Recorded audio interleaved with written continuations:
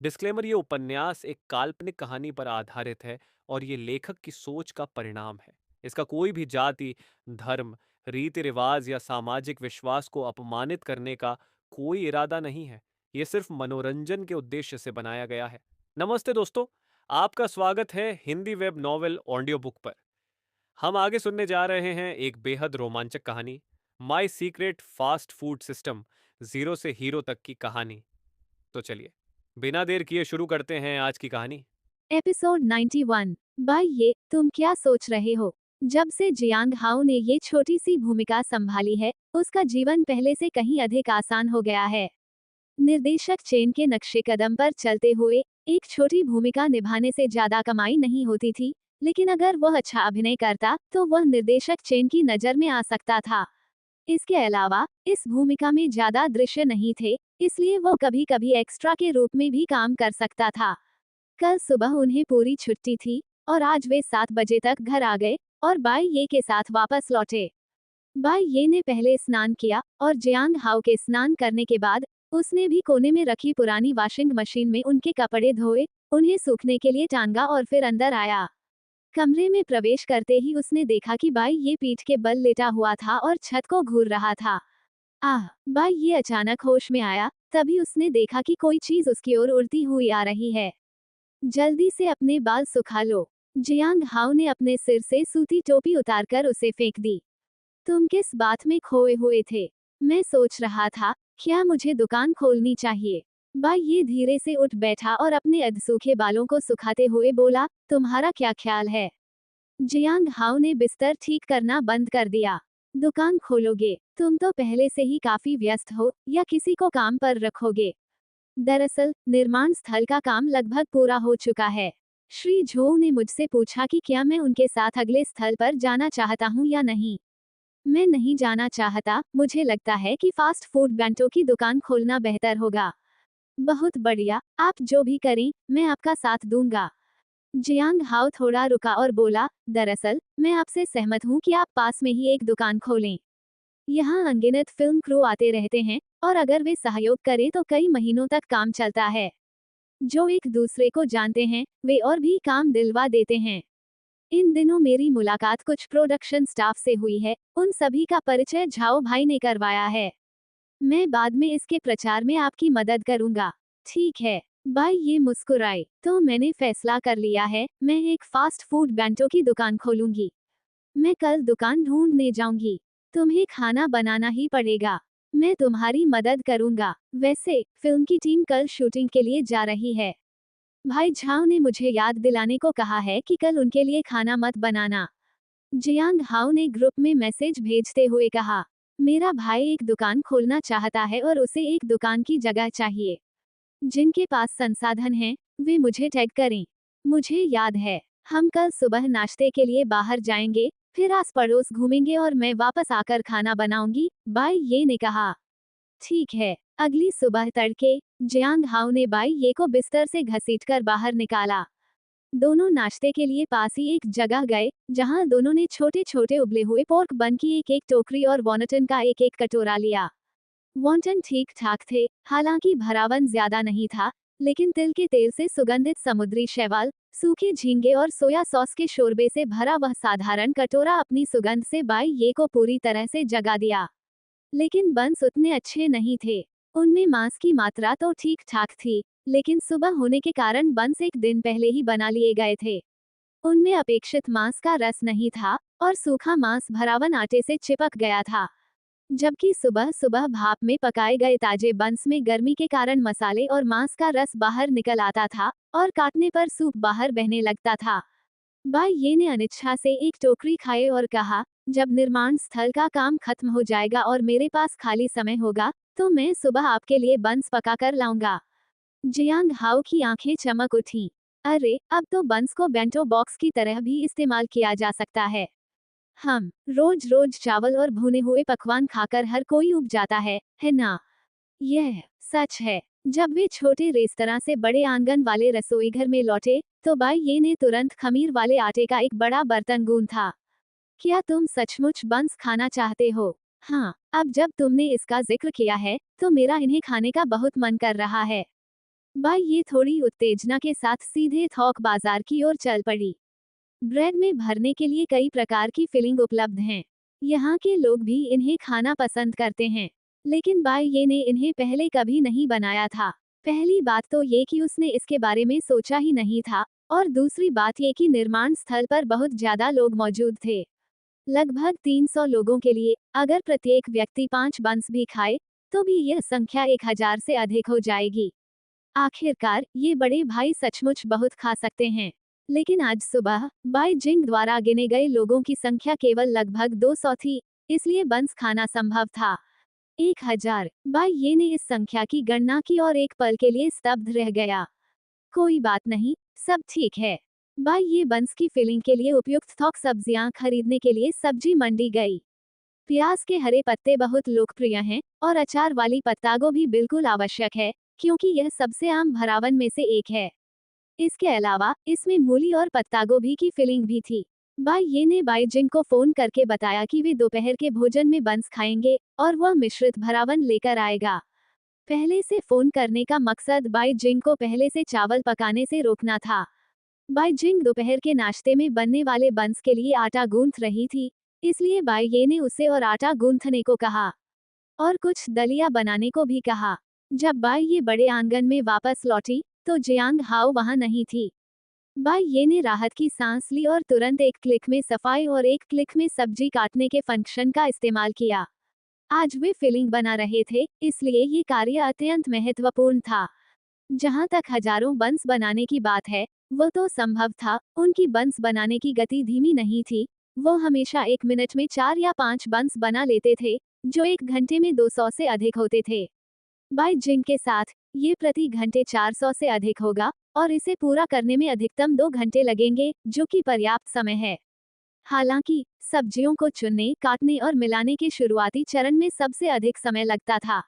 प्याज को चुनना, मूली को काटकर, उबालकर और फिर बारीक काटना पड़ता था। पत्ता गोभी को भी बारीक काटना पड़ता था, और पत्ता गोभी का अचार बनाना भी आसान नहीं था। इसके लिए बार बार धोना और निचोड़कर सुखाना पड़ता था, अन्यथा स्वाद बहुत तेज हो सकता था। लेकिन अब 1 घंटे में बाई ये ने चारों प्रकार की भराई तैयार कर ली थी। भरावन से भरे 4 बड़े बर्तनों और खमीर वाले आटे से भरे एक बड़े बर्तन को जिनबेई वैन में रखने के बाद बाई ये ने जियांग हाओ को फोन किया, लेकिन उसका फोन व्यस्त था। कोई बात नहीं, वो बाद में खुद ही खाना खा लेगा। बाई जिंग ने पहले ही आटा गूंथ लिया था और उसे उस चूल्हे पर रख दिया था जहां दलिया उबल रहा था, और उसके खमीर उठने का इंतजार कर रही थी। मेरा आटा तैयार है। बाई ये ने बाई जिंग को आटा और भरावन अंदर ले जाने में मदद करने के लिए बुलाया। बाई ये, तुमने ये सब करने के लिए सुबह कितने बजे उठकर काम किया? बाई जिंग ने हैरानी से कहा। सिर्फ इन 4 बर्तनों को भरने में ही मुझे कई घंटे लग जाते। हाँ हाँ, तुम तो वाकई बहुत तेज हो। दोनों ने अपने हाथ धोए और बंस बनाने की तैयारी के लिए एक एक सुविधाजनक उपकरण उठा लिया। बाई जिंग रबर लपेटने का काम संभाल रही थी। यह उसके लिए अच्छा अभ्यास था। इन 4 फिलिंग में से 3 मांसाहारी फिलिंग थी, जिनमें भरपूर मात्रा में मांस था। केवल प्याज और अंडे वाली फिलिंग शाकाहारी थी, लेकिन उसमें अंडे की मात्रा बहुत अधिक थी। बंस को स्टीमर कैबिनेट में स्टीम किया जा सकता था। एक परत में 40 से अधिक बड़े बंस रखे जा सकते थे, इसलिए एक स्टीमर कैबिनेट में 400 से अधिक बंस रखे जा सकते थे। उनके पास 3 स्टीमर कैबिनेट थे, जो पर्याप्त थे। ब्रेड के अंदर भरी जाने वाली सामग्री को अलग अलग पहचानने के लिए वे ऊपर उसी प्रकार की सब्जी के पत्ते का एक टुकड़ा चिपका देते थे। पत्ता गोभी के अचार वाले बन में पत्ता गोभी का एक पत्ता होता था, प्याज के बन में प्याज का पत्ता होता था, और बिना किसी भराई वाले बन में मूली की भराई होती थी। पत्ता गोभी वाले बन सीधे गेहूं की बाली के आकार में बनाए जाते थे। आखिरी तरह की फिलिंग डालने के बाद भी कुछ आटा बच गया था। बाई जिंग ने उबले हुए बंस बनाने के बारे में सोचा, लेकिन बाई ये ने हाथ हिलाते हुए कहा, चलो चीनी के त्रिकोण बनाते हैं। चीनी के त्रिकोण? हाँ, शुगर बंस। मैं बना दूंगी, मैं बना लूंगी, मुझे बनाना आता है। बाई जिंग ने मुस्कुराते हुए कहा, जब मैं घर पर होती थी, तो मैं बच्चे के लिए ये बनाया करती थी। बस दिक्कत ये है कि भूरी चीनी हमेशा बाहर निकल जाती है। बाई ये मुस्कुराए और बोली, भूरी चीनी में थोड़ा सा मैदा मिला दो, इससे ये गाढ़ा हो जाएगा। 11 बजने के कुछ देर बाद लोग कैफेटेरिया की ओर दौड़ने लगे। बाई ये साइड डिश बना रही थी, इनके बिना सूप के पकौड़े कैसे खाए जा सकते थे। वहाँ सूखे मूली के अचार के पूरे पूरे बैरल रखे हुए थे, और बाई ये ने खुद ही जल्दी से अचार बनाने के लिए कटी हुई चीनी पत्ता गोभी भी तैयार की थी। इस तरह की कटी हुई चाइनीज पत्ता गोभी, जिसे धोकर काटकर सीधे अचार बनाया गया था, स्वादिष्ट, कुरकुरी और बहुत ही लजीज थी। क्योंकि वे सूप पकौड़ी खा रहे थे, इसलिए बाई ये ने सिरके का एक बड़ा बैरल, छिले हुए लहसुन की कलियों का एक बड़ा बर्तन और मिर्च के तेल का एक बर्तन भी तैयार किया, जिससे हर कोई अपनी जरूरत के अनुसार ले सके। कैफेटेरिया में सबसे पहले दौड़कर आने वाला व्यक्ति जाना पहचाना बिगची था। अंदर आते ही उसने दरवाजे के आसपास सूंघा, फिर थोड़ा हैरान होकर पूछा, छोटी बाई, आज हम क्या खा रहे हैं? जब वो अंदर दाखिल हुआ तो उसे उस समय भुने हुए व्यंजनों की खुशबू नहीं आई, जैसी कि आमतौर पर आती थी। आज हम सूप के पकौड़े खा रहे हैं। भाप से भरे, नर्म और फूले हुए बड़े बड़े सूप के पकौड़े एक के बाद एक स्टीमर की टोकरियों से बाहर आने लगे। चारों तरह की भराई वाले पकौड़े एक वयस्क पुरुष की मुट्ठी जितने बड़े, सफेद और गोल मटोल थे, जिन्हें देखकर बिगची ने तुरंत अपनी लार निगल ली। मैंने इतने बड़े सूप के पकौड़े सालों से नहीं खाए। आओ आओ, 5-5। अगर ये कम पड़े तो बाद में और बच जाएंगे। बाई ये और बाई जिंग ने लगभग 3 घंटे काम करते हुए 1200 सूप पकौड़े पकाए। अच्छा, इसमें क्या क्या भराई है? इसमें 4 तरह की फिलिंग होती हैं। अचार वाली पत्ता गोभी, चीनी पत्ता गोभी, प्याज और मूली, बाई ये ने बताया, जबकि बाई जिंग ने भी नए लोगों को इनके बारे में बताना शुरू कर दिया। हर एक का एक एक पीस दे दो, और मुझे एक अतिरिक्त अचार वाली पत्ता गोभी का पीस भी दे दो। मैं भी वही लूंगा जो उसने लिया है। क्या मुझे 4 प्याज वाले मिल सकते हैं? मुझे ये भरावन बहुत पसंद है, और यहाँ आसपास जो बनते हैं वे अच्छे नहीं होते। मुझे बाई ये की कारीगरी पर पूरा भरोसा है। बिल्कुल, बाई ये ने हर तरह के अचार बहुत सारे बनाए, खासकर पत्ता गोभी के अचार। चीनी पत्ता गोभी के अचार सबसे कम बने थे। क्योंकि वे सूप वाले पकौड़े खा रहे थे, इसलिए सभी ने अपने लंच बॉक्स के ढक्कन को उल्टा करके पकौड़ों को उसमें रख लिया। लंच बॉक्स का निचला हिस्सा दलिया परोसने के लिए था, और फिर वे बाई ये के परोसे गए व्यंजनों में से कुछ चॉपस्टिक उठा लेते या एक चम्मच सूखा मूली खा लेते। जल्द ही सब लोग खाना खाने लगे। बाई ये ने जियांग हाओ को फिर से फोन किया, लेकिन लाइन अभी भी व्यस्त थी, इसलिए वह केवल एक संदेश भेज सका, जिसमें उसने जियांग हाओ को बताया कि सूप के पकौड़े तैयार हैं। बाई जिंग ने दलिया का एक कटोरा परोसा और बाई ये के बगल में बैठ गई। छोटी बाई, मुझे जाना होगा। कब? अगले सप्ताह गुरुवार शाम की ट्रेन। बाई ये ने एक पल सोचा, अभी 4 दिन बाकी थे, और निर्माण कार्य 2 दिन में समाप्त हो जाएगा। उसने अनुमान लगाया कि बाई जिंग के आदमी का काम खत्म हो रहा था। क्या तुम दोनों साथ में अपने गृहनगर वापस जा रहे हो? क्या तुम वापस आओगे? नहीं, हमारा पैतृक शहर यहाँ पास में नहीं है। हम उसकी देखभाल करने के लिए यहाँ आए थे। हमें आए हुए 5-6 साल हो गए हैं, और हमारा बच्चा अब जूनियर हाई में है। जूनियर हाई में जाने के बाद वह व्यस्त हो जाएगा, और उसका मिडिल स्कूल बहुत दूर है। दंपति ने इस बारे में चर्चा की और बच्चे के स्कूल के पास एक दुकान खोलने का फैसला किया। हम नाश्ते की दुकान खोलें। हाँ, लिटिल बाई, मुझे इतनी सारी चीजें सिखाने के लिए आपका बहुत बहुत धन्यवाद। मैं आपको कैसे चुकाऊं, यह मुझे नहीं पता। ये सब चुकाने की बातें किस बारे में हो रही हैं? बाई ये ने एक बड़े सूप के पकौड़े का एक टुकड़ा खाया। ये चाइनीज पत्ता गोभी की भराई थी। कभी सख्त रही चाइनीज पत्ता गोभी अब नर्म और लचीली हो गई थी, जो मांस का स्वाद आसानी से सोख रही थी। साथ ही, इसमें भरपूर मात्रा में मांस होने के कारण ये बेहद सुगंधित था। बस थोड़ी सी परेशानी ये थी कि चीनी गोभी के नर्म होने के बाद, वह बहुत सारा रस छोड़ देती थी, जिससे सूप डम्पलिंग बहुत मीठी और नमकीन हो जाती थी, बिल्कुल सूप डम्पलिंग खाने के समान। आपको पहले मुंह खोलकर थोड़ा सा शोरबा पीना पड़ता था, नहीं तो इसे खाना काफी मुश्किल हो जाता।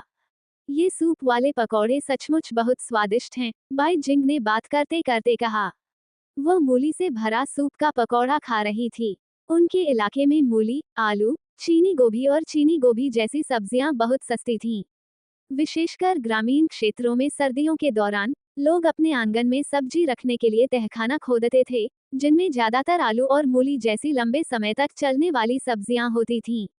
जहां तक चीनी गोभी की बात है, उसका इस्तेमाल अचार बनाने के लिए किया जाता था।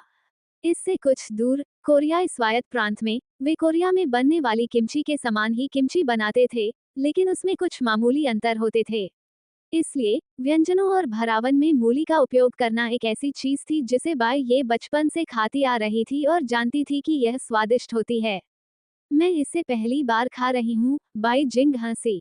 हमारे शहर में मूली को या तो अचार बनाकर या उबालकर खाया जाता है। मुझे बचपन से ही ये पसंद नहीं है। इसे खाने के कई तरीके हैं। सूप, डम्पलिंग डम्पलिंग और वेजिटेबल बॉल सभी अच्छे होते हैं। अब मुझे पता चल गया। बाई जिंग ने मुस्कुराते हुए सिर हिलाया। मैं अब से हर सर्दी में अपने बच्चे के लिए यह बनाऊंगी। उसे यह जरूर पसंद आएगा। जब वे बातें कर रहे थे और हंस रहे थे, तभी बाई ये के फोन की घंटी बजी। ये जियांग हाओ का फोन था। बाई ये, मुझे एक दुकान पसंद आई है, आकर देख लो। क्या इतनी जल्दी? मुझे पता भेजो। क्या तुमने खाना खा लिया है? बाई ये ने सवालों की झड़ी लगा दी। अभी नहीं, पहले आकर देख लो। ठीक है। बाई ये उठी, 10 बड़े सूप के पकौड़े पैक किए और जाने से पहले बाई जिंग को अलविदा कहा। जियांग हाओ ने जिस जगह का जिक्र किया था, वह निर्माण स्थल से ज्यादा दूर नहीं थी। दूसरे शब्दों में कहें तो वह फिल्म और टेलीविजन सिटी से ज्यादा दूर नहीं थी। बाई ये ने सूप के पकौड़ों को गर्म रखने के लिए एक खाने के डिब्बे में रख दिया और सीधे नेविगेशन खोलकर अपने गंतव्य की ओर गाड़ी चलाने लगी। मंजिल पर पहुंचने से पहले बाई ये ने जियांग हाओ को देखा। अंदर आ जाओ, पीछे सूप वाले पकौड़े रखे हैं। जियांग हाओ ने पास के खाने के डिब्बे को खोला और उसमें से सूप के पकौड़े निकाले। तुमने भी नहीं खाए? मैंने अभी एक टुकड़ा खाया ही था कि मुझे आपका फोन आ गया। आपको ये दुकान कहाँ मिली? जियांग हाओ ने एक बड़े सूप के पकौड़े का एक टुकड़ा खाया। मैंने कल ग्रुप में मैसेज भेजा था। उस ग्रुप में कई फिल्म क्रू के क्रू मेंबर और असिस्टेंट डायरेक्टर हैं। ये लोग बहुत जानकार हैं। आज सुबह जब आप किराने का सामान खरीदने गए थे, तो किसी ने मुझे फोन करके बताया। मैंने कुछ जगहें देखी और यह जगह मुझे सबसे उपयुक्त लगी। अरे, तुमने मेरी बहुत मदद की है।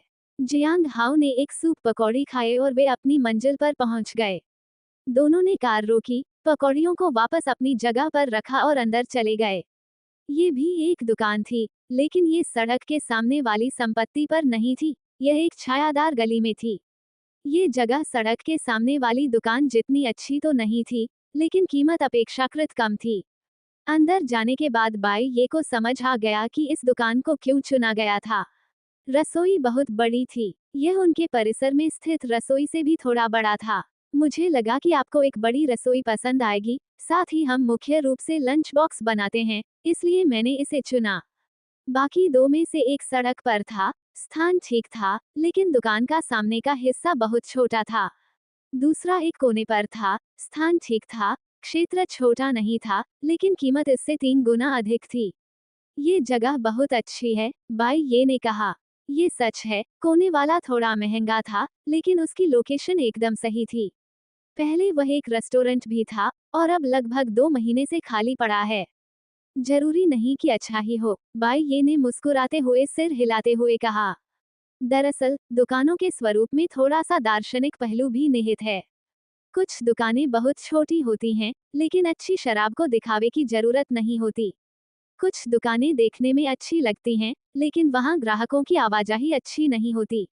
क्यों? जियांग हाओ को बाई ये की बात समझ नहीं आई। आपने अभी कहा था कि वह दुकान एक रेस्तरां भी है ना? ठीक है, लेकिन क्या रेस्टोरेंट होना अच्छी बात नहीं है? क्या इससे बार बार आने वाले ग्राहक आकर्षित नहीं होंगे? अगर उसका कारोबार अच्छा चल रहा था, तो वह बंद क्यों होगा? बाई ये ने अर्थपूर्ण लहजे में कहा। बाई ये ने अपने आगमन के अगले दिन इस इलाके का दौरा किया था। अच्छी बिक्री वाली दुकानें किसी भी हालत में स्थानांतरित नहीं की जाती थीं। जिन दुकानों को स्थानांतरित किया जा सकता था, वे आमतौर पर कम बिक्री वाली दुकानें होती थीं। बेशक, कुछ भी पूर्णतः निश्चित नहीं है। कुछ दुकानें मालिक के विशेष कारणों से भी अचानक स्थानांतरित कर दी जाती हैं। हालांकि, प्रमुख स्थानों पर हमेशा नजर रहती है, खासकर फिल्म और टेलीविजन सिटी जैसी जगह पर। भला कोई अच्छी जगह 2 महीने तक खाली कैसे रह सकती है? आपको पता है, नया साल तो बहुत पहले ही बीत चुका है, और अपने गृहनगर लौटे कई लोग वापस आ चुके हैं। बाई ये की यह बात सुनकर जियांग हाओ को भी एहसास हो गया। तो बात ये है, आप मुझसे ज्यादा अनुभवी हैं। मैंने तो ये सोचा ही नहीं था। लेकिन इसकी एक ही कमी है। ये फिल्म और टेलीविजन सिटी के करीब तो है, लेकिन हमारे रहने की जगह से थोड़ा दूर है। हमें रहने के लिए एक नई जगह ढूंढनी चाहिए, जियांग हाओ ने कहा। जब वे दोनों पहली बार वहां पहुंचे, तो उनके पास पैसे नहीं थे, इसलिए वे उस बड़े से आंगन में रहते थे। लेकिन अब ये थोड़ा दूर की बात लगती है। जब दोनों बात कर रहे थे, तभी मकान मालकिन अंदर आ गईं। उनकी बातचीत सुनकर वह तुरंत बोली, आप लोग घर किराए पर लेना चाहते हैं। ये तो बहुत बढ़िया है। बाई ये और जियांग हाओ ने एक ही समय पर अपना सिर घुमाया। जियांग हाओ ने बाई ये से परिचय कराते हुए कहा, बाई ये मकान मालकिन हैं। एक दूसरे का अभिवादन करने के बाद मकान मालकिन सिस्टर चेन ने आगे कहा, आप दोनों एक घर किराए पर लेना चाहते हैं, वहाँ कितने लोग रहेंगे? सिर्फ हम दोनों, बाई ये ने कहा। बहुत बढ़िया, मेरे साथ ऊपर आओ, एक नजर डाल लेते हैं। बाई ये और जियांग हाओ ने एक दूसरे को देखा, फिर सिस्टर चेन के पीछे पीछे रेस्टोरेंट से बाहर निकलकर पीछे की ओर चले गए। उनकी दुकान एक 3 मंजिला इमारत थी। तीसरी मंजिल एक अटारी थी जिसका इस्तेमाल भंडारण के लिए किया जाता था, जो बहुत विशाल नहीं थी। हालांकि दूसरी मंजिल काफी हवादार थी, जिसमें न केवल 2 शयन कक्ष और एक बड़ा बैठक कक्ष था, बल्कि एक स्नानघर और एक बड़ी बालकनी भी थी। दूसरी और तीसरी मंजिलें भूतल के बराबर आकार की नहीं थीं, या शायद भूतल का विस्तार बाद में किया गया था। सौभाग्य से बालकनी दूसरी तरफ थी, जिससे फिल्म और टेलीविजन सिटी का दूर का दृश्य दिखाई देता था और रसोई के धुएं से बचाव होता था। बाई ये तुरंत बहुत संतुष्ट हो गई और जियांग हाओ की ओर देखकर बोली, तुम्हारा क्या विचार है? मेरे ग्रुप के अच्छे दोस्त ने इससे बेहतर जगह नहीं देखी है। जियांग हाओ हंसते हुए बोला, बहन चेन, कीमत क्या है? अगर बहुत महंगी हुई तो हम इसे खरीद नहीं पाएंगे। मेरे भाई का करियर अभी शुरू ही हुआ है, और मैं तो बस एक छोटी मोटी मदद हूँ। सिस्टर चेन ने हाथ हिलाते हुए कहा, कोई बात नहीं, हमारा परिवार यहाँ नहीं रहता। हमें बस घर की देखभाल के लिए किसी की जरूरत है। पहले मेरे एक रिश्तेदार यहाँ रेस्टोरेंट चलाते थे, लेकिन उन्हें जरा भी कमाई नहीं हुई। मैंने जियांग हाओ को बताया कि किराया 5,000 प्रति माह है। अगर ऊपर का हिस्सा भी शामिल कर ले तो दुगुना हो जाएगा। कैसा रहेगा? 10,000। जियांग हाओ थोड़ा परेशान लग रहा था। हालांकि बाई ये के पास पैसा था, लेकिन उसे इसका बुद्धिमानी से उपयोग करने की आवश्यकता थी, और व्यवसाय शुरू करने के शुरुआती चरणों में उसे यकीन नहीं था कि उसके पास मौजूद पैसा पर्याप्त होगा या नहीं। बहन चेन, सच कहूँ तो मैं दुकान का 5,000 का किराया तो दे सकती हूँ, लेकिन ऊपर वाले कमरे का उतना ही किराया। बाई ये ने व्यंग्यात्मक मुस्कान के साथ कहा, हम दोनों के लिए इतना किराया वहन करना संभव नहीं है। बाई ये के बोलते ही उसने जियांग हाओ को खींच लिया और नीचे जाने का इरादा किया। हालांकि वे अभी 2 कदम भी नहीं चले थे कि सिस्टर चेन ने आवाज लगाई, जल्दी मत करो, चलो इस पर आगे चर्चा करते हैं। अंततः बाई ये और जियांग हाओ ने फिर भी वह जगह किराए पर ले ली। 8,000 युआन प्रति माह की कीमत पर। हिसाब लगाने पर पता चला कि ऊपर के 2 कमरों का किराया 3,000 था, इसलिए बाई ये और जियांग हाओ दोनों ने 15-1500 का भुगतान किया। ये किफायती था। हालांकि इसके बदले में उन्हें घर की देखभाल की जिम्मेदारी लेनी पड़ी, क्योंकि सिस्टर चेन और उनके पति बहुत पहले ही शंघाई चले गए थे, और यह वापसी यात्रा केवल इसी मामले को निपटाने के लिए थी, अन्यथा उन दोनों के लिए यह इतनी सस्ती नहीं होती। बाई ये ने दांत पीसकर 6 महीने का किराया अग्रिम रूप से चुका दिया, लेकिन बाद की छमाही किश्तें मोबाइल फोन के माध्यम से सिस्टर चेन को हस्तांतरित की जा सकती थीं। पलक झपकते ही उसकी बचत लगभग 50,000 कम हो गई, और बाई ये को बहुत तकलीफ हुई। सौभाग्य से जियांग हाओ ने बाई ये को 10,000 युआन दिए। बाई ये ने पहले तो इसे लेने से मना कर दिया, लेकिन जियांग हाओ ने उसे घूर कर देखा। यह मेरा किराया है। क्या आप कह रहे हैं कि यह बहुत कम है? मेरा ये मतलब नहीं था। तो फिर ले लो, वैसे भी हमें आधा आधा देना था, बात बस इतनी है कि अभी मैं गरीब हूँ। तुमने तो और भी ज्यादा दिया। बाई ये ने देखा कि जियांग हाओ फिर से घूरने वाला है, और उसने तुरंत सहमति जताते हुए कहा, ठीक है, ठीक है, जब तुम फिल्म सम्राट बन जाओगे, तो मैं तुम पर भरोसा करूंगा। बेशक, क्या आपको मुझ पर विश्वास नहीं है? मुझे आजकल पहले से कहीं ज्यादा सहजता महसूस हो रही है, यहाँ तक कि निर्देशक चेन ने भी कहा कि उन्हें शक था कि मैं सचमुच गूंगा हूँ। हा हा हा। कार में बैठते ही दोनों बातें करने लगे और हंसने लगे। उन्होंने डिब्बे में बचे हुए उबले हुए बन आपस में बांट लिए और साथ ही नवीनीकरण की योजना पर चर्चा भी की। घर को वाकई मरम्मत की जरूरत थी, खासकर पहली मंजिल पर स्थित रेस्तरां को। ये स्पष्ट नहीं था कि इसे पहले कौन चलाता था। दीवारें मैली थीं और बाई ये को ये बिल्कुल बर्दाश्त नहीं हो रहा था। यहाँ तक कि फास्ट फूड रेस्टोरेंट में भी, जहाँ लोग आते जाते रहते हैं, गंदगी होना स्वाभाविक है, लेकिन इतनी गंदगी नहीं होनी चाहिए। बाई ये की योजना सिर्फ इसे साफ करने की नहीं थी, उसका इरादा इसे पूरी तरह से ध्वस्त करके इसका जीर्णोद्धार करने का था। बहुत ज्यादा आलीशान होने की जरूरत नहीं थी, बस दीवारों पर पेंट कर दो या वॉलपेपर लगा दो। हालांकि रसोई के फर्श की टाइलें गंदी थीं, लेकिन पेशेवर सफाई दल उन्हें साफ कर सकता था। जियांग हाओ ने दीवारों को सीधे पेंट करने का समर्थन करते हुए कहा कि वॉलपेपर के खराब होने की संभावना अधिक होती है, जबकि पेंट की हुई दीवारों को गंदा होने पर बस पोंछकर साफ किया जा सकता है। दोनों ने एक योजना पर सहमति बना ली थी और खाना खत्म कर लिया था। बाई ये को दादा जियांग और दादी जियांग को अपने घर छोड़ने के इरादे के बारे में पहले से सूचित करना था और उसे रसोई भी खाली करनी थी। उसने दादी जियांग को इस बारे में बताया और हालांकि वह अनिच्छुक थी, उन्होंने उन्हें रोका नहीं। उनके घर में किराएदारों की कमी नहीं थी, वह जिस चीज को खोना नहीं चाहती थी, वह थी बाई ये की खाना पकाने की कला। दादाजी जियांग, दादी जी जियांग, हम 3 ब्लॉक आगे वाली गली में जा रहे हैं। गाड़ी से जाना थोड़ा लंबा है, लेकिन आप लोग पैदल चलकर जल्दी पहुंच जाएंगे, बाई ये ने मुस्कुराते हुए कहा। अगर भविष्य में आपको मेरी याद आए, तो बस आ जाना और खाना खा लेना, मेरी तरफ से मुफ्त है। जाओ, हम जरूर जाएंगे, लेकिन हम तुम्हें बिना पैसे लिए जाने नहीं दे सकते। तुम कब जा रहे हो? कुछ दिनों में उस घर की सफाई करनी होगी। ठीक है। देखते ही देखते गुरुवार का दिन आ गया, जिस दिन बाई जिंग और उनके पति अपने गृहनगर लौट रहे थे। बाई जिंग ने फिर भी नाश्ता बनाया, क्योंकि उन्हें दोपहर में अपने गृहनगर वापस जाना था। बाई ये ने 3,000 युआन निकाले, 2,000 इस महीने का वेतन था, और बाकी 1,000 युआन विदाई का लाल लिफाफा था जो उसने बाई जिंग को दिया था। बाई जिंग ने शुरू में इसे स्वीकार नहीं किया। शाओ बाई, इसे वापस ले लो। मैंने और मेरे जीजा ने वर्षों से काफी पैसे बचाए हैं। ये पैसे आपके हैं। ये हमारे साथ काम करने के लिए हैं। बहन बाई, ये ज्यादा पैसे नहीं हैं, बस ले लीजिए। आखिरकार, हम एक दूसरे को जानते हैं। अगर आप दुकान खोल रही हैं, तो इसे मेरी तरफ से बधाई का शुरुआती तोहफा समझिएगा।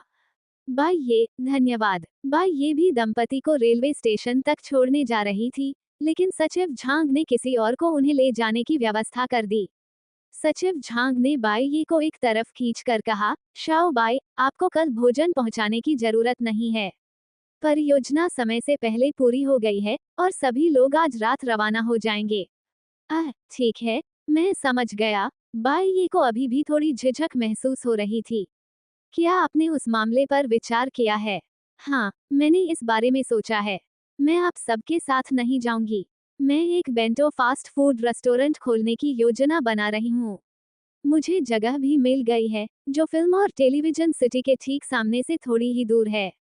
सचिव झांग कुछ देर चुप रहे, फिर ऊपर देखते हुए बोले, हमारे बॉस झो का अनुमान बिल्कुल सही था। बाई ये ने उत्सुकता से पूछा, बॉस झो ने क्या अनुमान लगाया?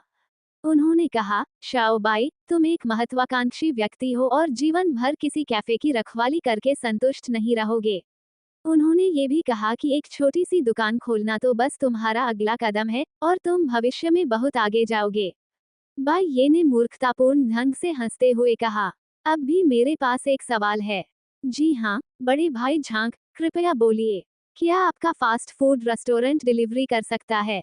सचिव झांग ने गंभीरता से पूछा। हमारे निर्माण स्थल पर अगले महीने काम शुरू हो जाएगा और हमें हर दिन सैकड़ों टेकआउट भोजन की आवश्यकता हो सकती है। बाई ये काफी देर तक अचंभित रहा, फिर अचानक उसे खुशी का एहसास हुआ। हाँ, हम डिलीवरी कर सकते हैं।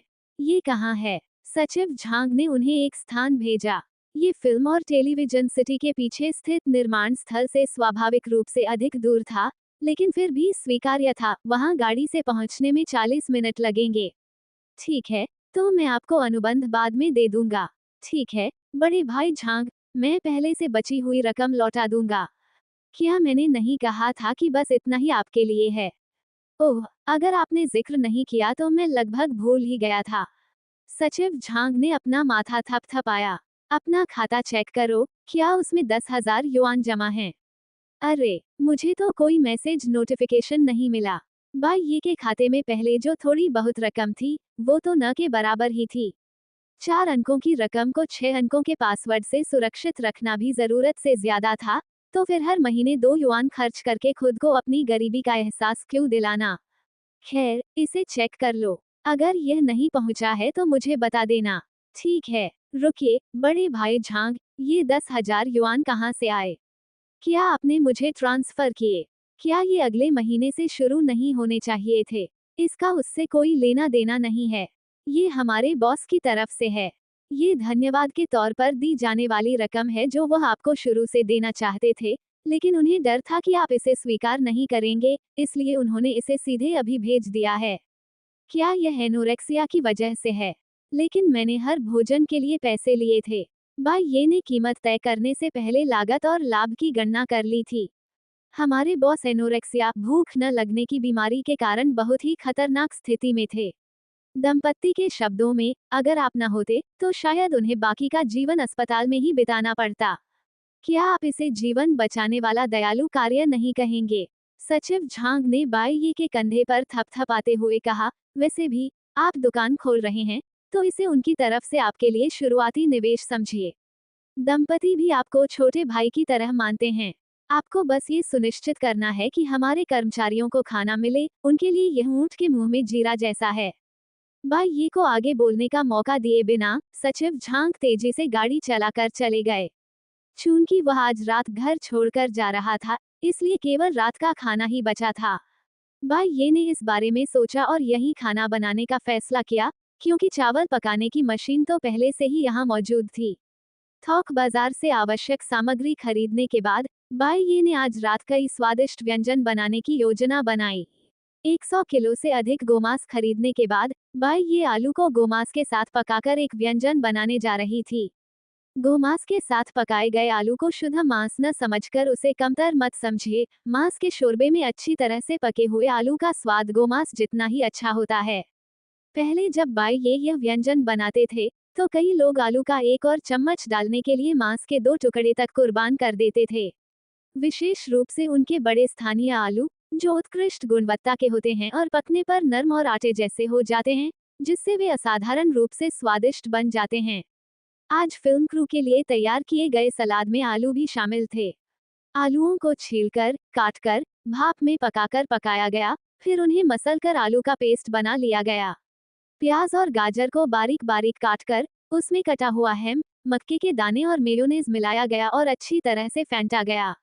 डिब्बों में भरने के बाद, ऊपर से थोड़ी सी कुरकुरी तली हुई चावल की गोलियां सजावट के रूप में छिड़की गईं। इन्हें बनाने के लिए चिपचिपे चावल और सामान्य चावल के मिश्रण को पीसकर आटा बनाया जाता था, फिर उन्हें मटर के आकार की गोलियों में बेलकर सुनहरा और कुरकुरा होने तक तला जाता था। खाने के समय इन्हें मैश किए हुए आलू में मिलाया जाता था ताकि उसका स्वाद और भी बेहतर हो जाए। निर्माण स्थल की कैंटीन के लिए आलू की प्यूरी का सलाद उतना उपयुक्त नहीं था। हर कोई अधिक सरल और सादे स्वाद को पसंद करता था। इसलिए बाई ये ने एक ताजगी भरे व्यंजन के रूप में मिश्रित सब्जियों का एक बड़ा सलाद बनाने का फैसला किया। गोमांस के साथ पकाए गए आलू के स्टू के अलावा एक अन्य मुख्य मांस व्यंजन ब्रेस्ड चिकन ड्रमस्टिक्स था। साथ ही स्टिर फ्राइड स्लाइस्ड मीट और बैंगन के साथ कीमा बनाया हुआ मांस भी था।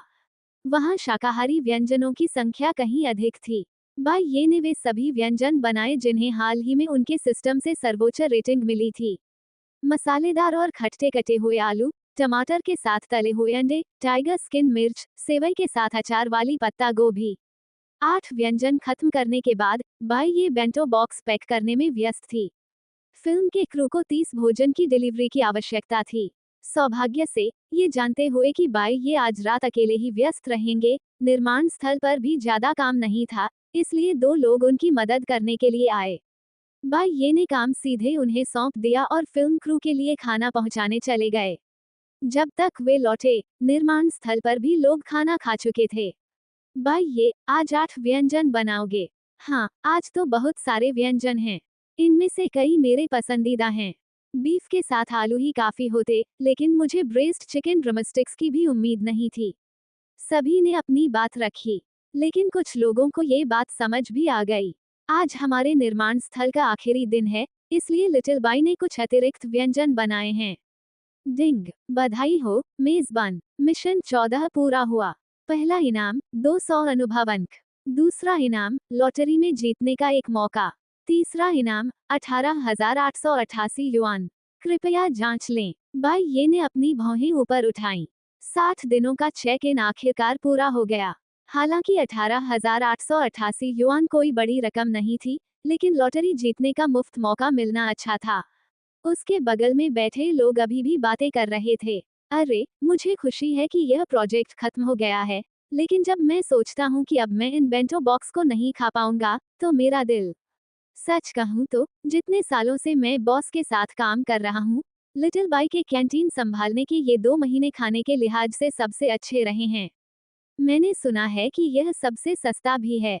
हम पहले हर महीने बहुत पैसा खर्च करते थे। अरे, हमारे बॉस अच्छे इंसान हैं, बस उन्हें इससे पहले कभी कोई भरोसेमंद व्यक्ति नहीं मिला था। लिटिल बाई अच्छी है। बाई ये, क्या तुम हमारे साथ अगले निर्माण स्थल पर नहीं आ रहे हो?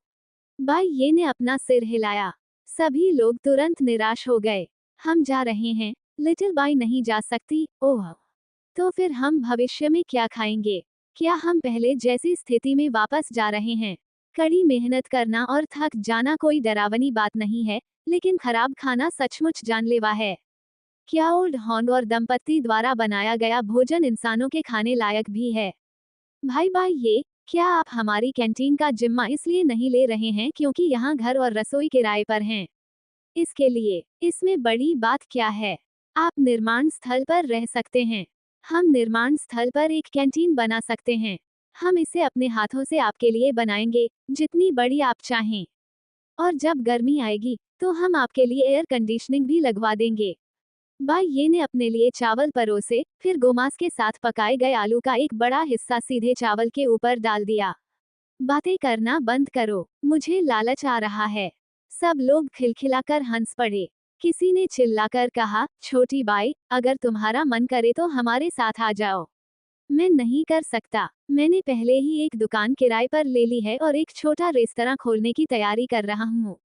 सबने आह भरी। सब खत्म हो गया। लिटिल बाई ने अपनी खुद की दुकान खोल ली। तो फिर वो निश्चित रूप से हमारी कैंटीन का जिम्मा नहीं संभालेगा। तो फिर हम क्या करें? हम और क्या कर सकते हैं? आज रात और खा लें।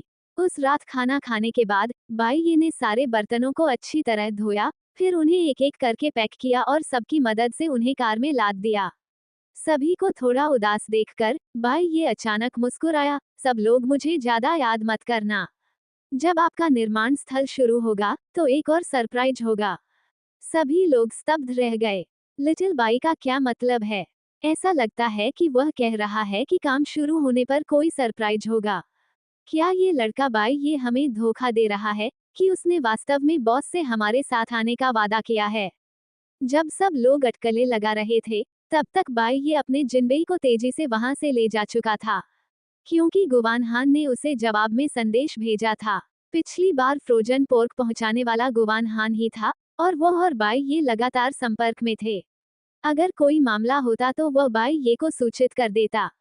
कुछ दिन पहले, गुवान हान ने बाई ये से संपर्क किया क्योंकि बिक्री के लिए मांस का एक बैच उपलब्ध था। वहां सुअर का मांस था, और गोमांस का भी एक बैच था। ये गुवान हान के कोल्ड स्टोरेज से नहीं था, लेकिन यह उसी विभाग से था।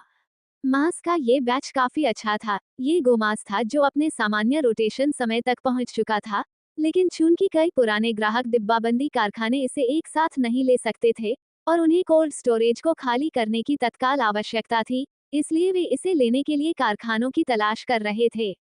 गुवान हान ने उन्हें बाई ये से मिलाने में मदद की। बाई ये को इसके बारे में सुनकर थोड़ी झिझक हुई। ऐसा नहीं था कि वह इसे नहीं चाहता था, न ही उसे वास्तव में लगता था कि यह महंगा है। ऐसा इसलिए था क्योंकि उसके पास सचमुच कोई पैसा नहीं बचा था। पिछले कुछ दिनों में, जिस जगह को उन्होंने किराए पर लिया था, उसमें काफी बदलाव आया था। पेशेवर सफाई कंपनी द्वारा साफ किए जाने के बाद, रसोई पूरी तरह से नई हो गई थी। रसोई के उपकरणों का एक बिल्कुल नया सेट स्थापित किया गया था। आखिरकार, पुराने उपकरण परिसर में स्थित रसोई के थे, और वो उन्हें अपने साथ नहीं ले जा सकता था।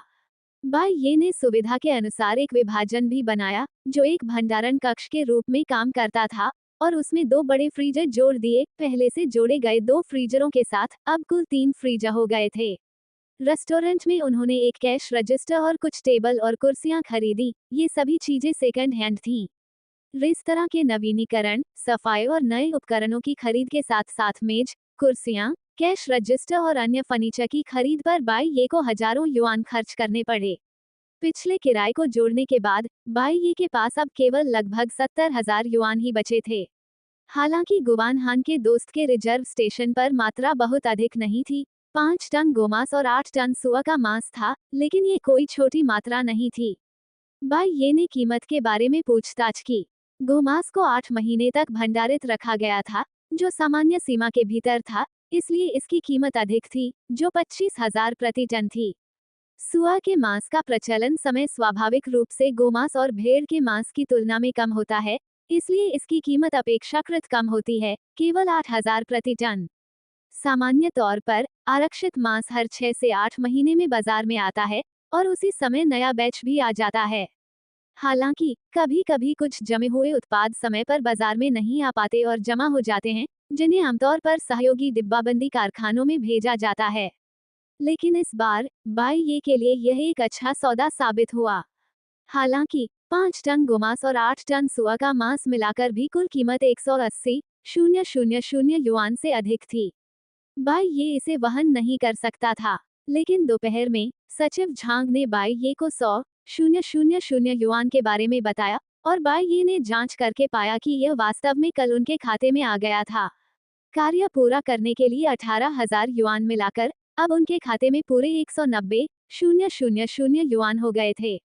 इसलिए बाई ये ने ये जानने के लिए फिर से गुवान हान से संपर्क किया कि क्या मांस बिक गया है। यदि नहीं, तो वह सारा मांस खरीदने को तैयार था। हालांकि एक शर्त थी, उन्हें उसे एक औपचारिक बिल देना होगा, अन्यथा उनके थोक बाजार से इतनी अधिक मात्रा में मांस न खरीदे जाने के कारण कोई प्रमाणक भी नहीं होगा।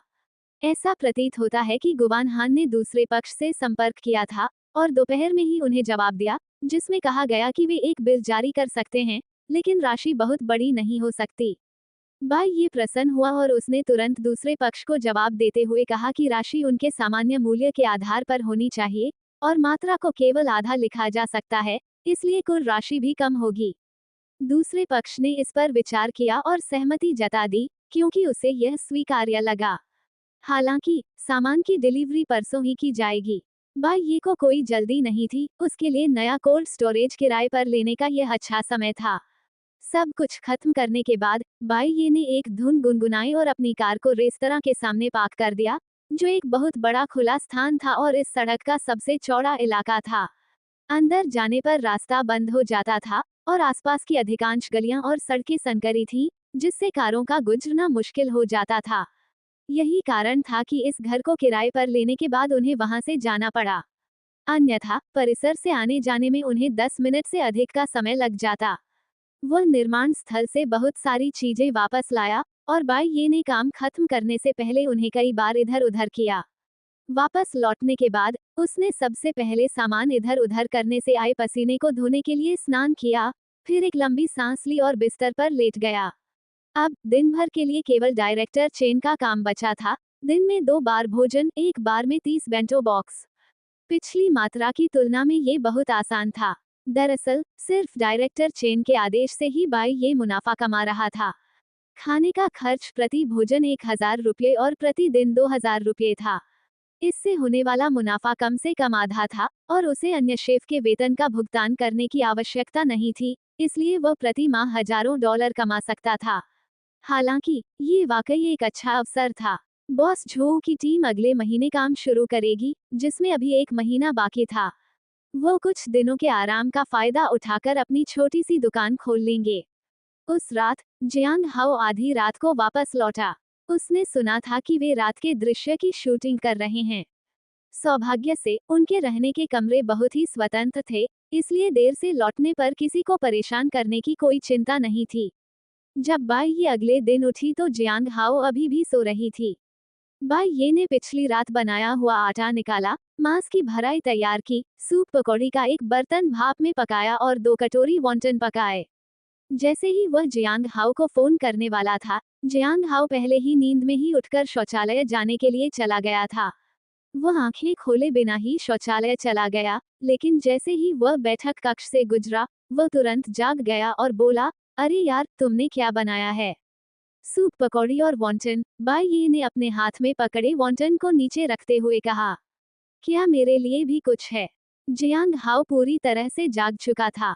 नहीं, बिल्कुल नहीं, मुझे भी चाहिए। जियांग हाओ जल्दी से हाथ मुंह धोकर वापस आया और बाई ये की चॉपस्टिक लेकर एक सूप का पकौड़ा अपने मुंह में ठूंस लिया। तभी बाई ये एक और कटोरी वॉन्टन लेकर आए और बोली, अरे अरे अरे, इतनी जल्दी करने की कोई जरूरत नहीं है ना? बेशक मैं जल्दबाजी में हूँ, जियांग हाओ ने अस्पष्ट स्वर में कहा, कल रात कई बार गड़बड़ हुई, हम पूरी रात जागे रहे, मैं सचमुच भूख से बेहाल हूँ। तो फिर तुमने मुझे उठकर कुछ खाने के लिए क्यों नहीं बुलाया? बाई ये अवाक रह गई। भाई, मैं तुम्हें आधी रात को खाना बनाने के लिए उठने को मजबूर नहीं कर सकता। तुम बेवजह सोच रही हो। मैंने कल इतने सारे व्यंजन बनाए थे, फिर भी कल रात तक खाना बच गया था। ज्यादा से ज्यादा, मैं बस अपने बेटे को फ्रिज से खाना निकालने और उसे गर्म करने में मदद कर दूंगी, बाई ये ने ठंडे लहजे में कहा। उद्धरण चिन्ह डॉट डॉट डॉट। हम खून के रिश्ते से भाई हैं। जियांग हाओ ने कहा, फिर गुस्से में चबाते हुए एक और बन अपने मुंह में ठूंस लिया। किस सीन में इतने सारे अनचाहे शॉट आए? क्या यह आपकी गलती थी? नहीं, ऐसा नहीं था। मैं बाद वाले सीन में था, लेकिन पिछले सीन तो। जियांग हाओ कुछ बोल नहीं पाया। मैंने तो 11 बजे के बाद ही शूटिंग शुरू की थी। मुझे तो पहले वापस आकर सो जाना चाहिए था। अगली बार जब आपको भूख लगे, तो मुझे फोन करना, मैं आपके लिए कुछ खाने को ले आऊंगा।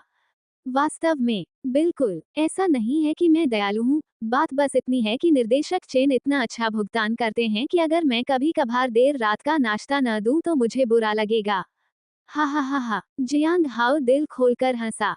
ठीक है, तो चलो आज रात चलते हैं, आज रात भी एक नाइट सीन है। ठीक है, मैंने जो कुछ भी कहा, मैं उसे वापस लेता हूँ।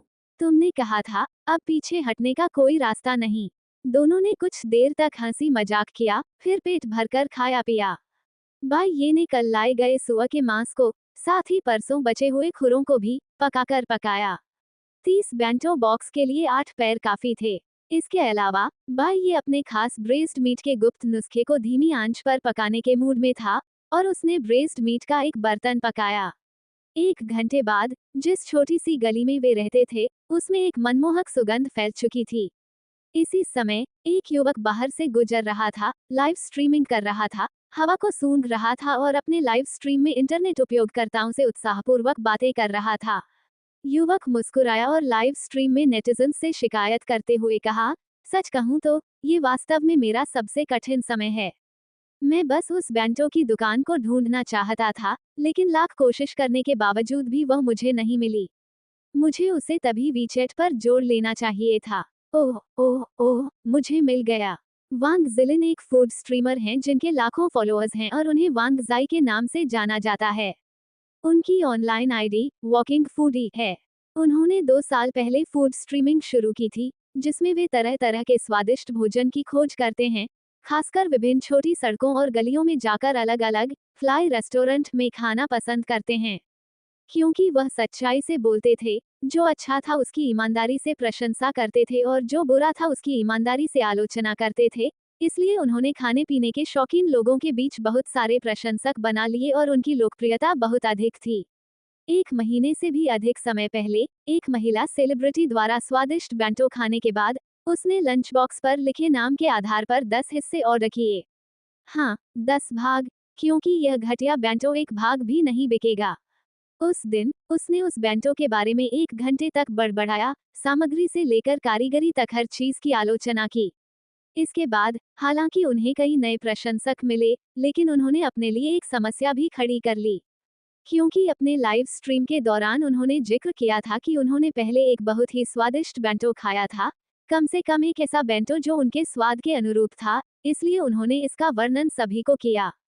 परिणामस्वरूप इस विवरण ने न केवल उनकी यादों को ताज़ा कर दिया बल्कि उनके खाने के शौकीन प्रशंसकों की भूख को भी बढ़ा दिया। सभी ने उत्सुकतापूर्वक उनसे इस जगह को ढूंढने और फिर उन्हें इसकी सिफारिश करने के लिए कहा। वांग जाई को भी यही विचार आया और उन्होंने अगले ही दिन इस क्षेत्र में खोजबीन शुरू कर दी। उसे सबसे पहले उस निर्माण स्थल को ढूंढना था जहां वह पहले जा चुका था।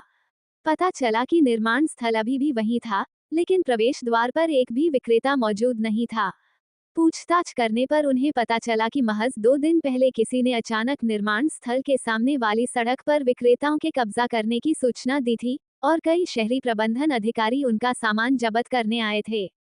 तो अब वहां एक भी विक्रेता नहीं था। वांग जाई पल भर में अवाक रह गया। बकवास! क्या वे बीमार हैं? ये सड़क पर कब्जा करने वाली बकवास क्या है? ये तो एक निर्माण स्थल का प्रवेश द्वार है। ये किस तरह की सड़क है? ये सड़क अभी खुली भी नहीं है। मुझे याद है, पहले कई निर्माण मजदूर यहाँ खाना खाने आते थे। अब जब ये छोटे विक्रेता चले गए हैं, तो मैं पूछना चाहता हूँ, निर्माण मजदूर क्या खाते हैं? वे बहुत ज्यादा दखलंदाजी कर रहे हैं।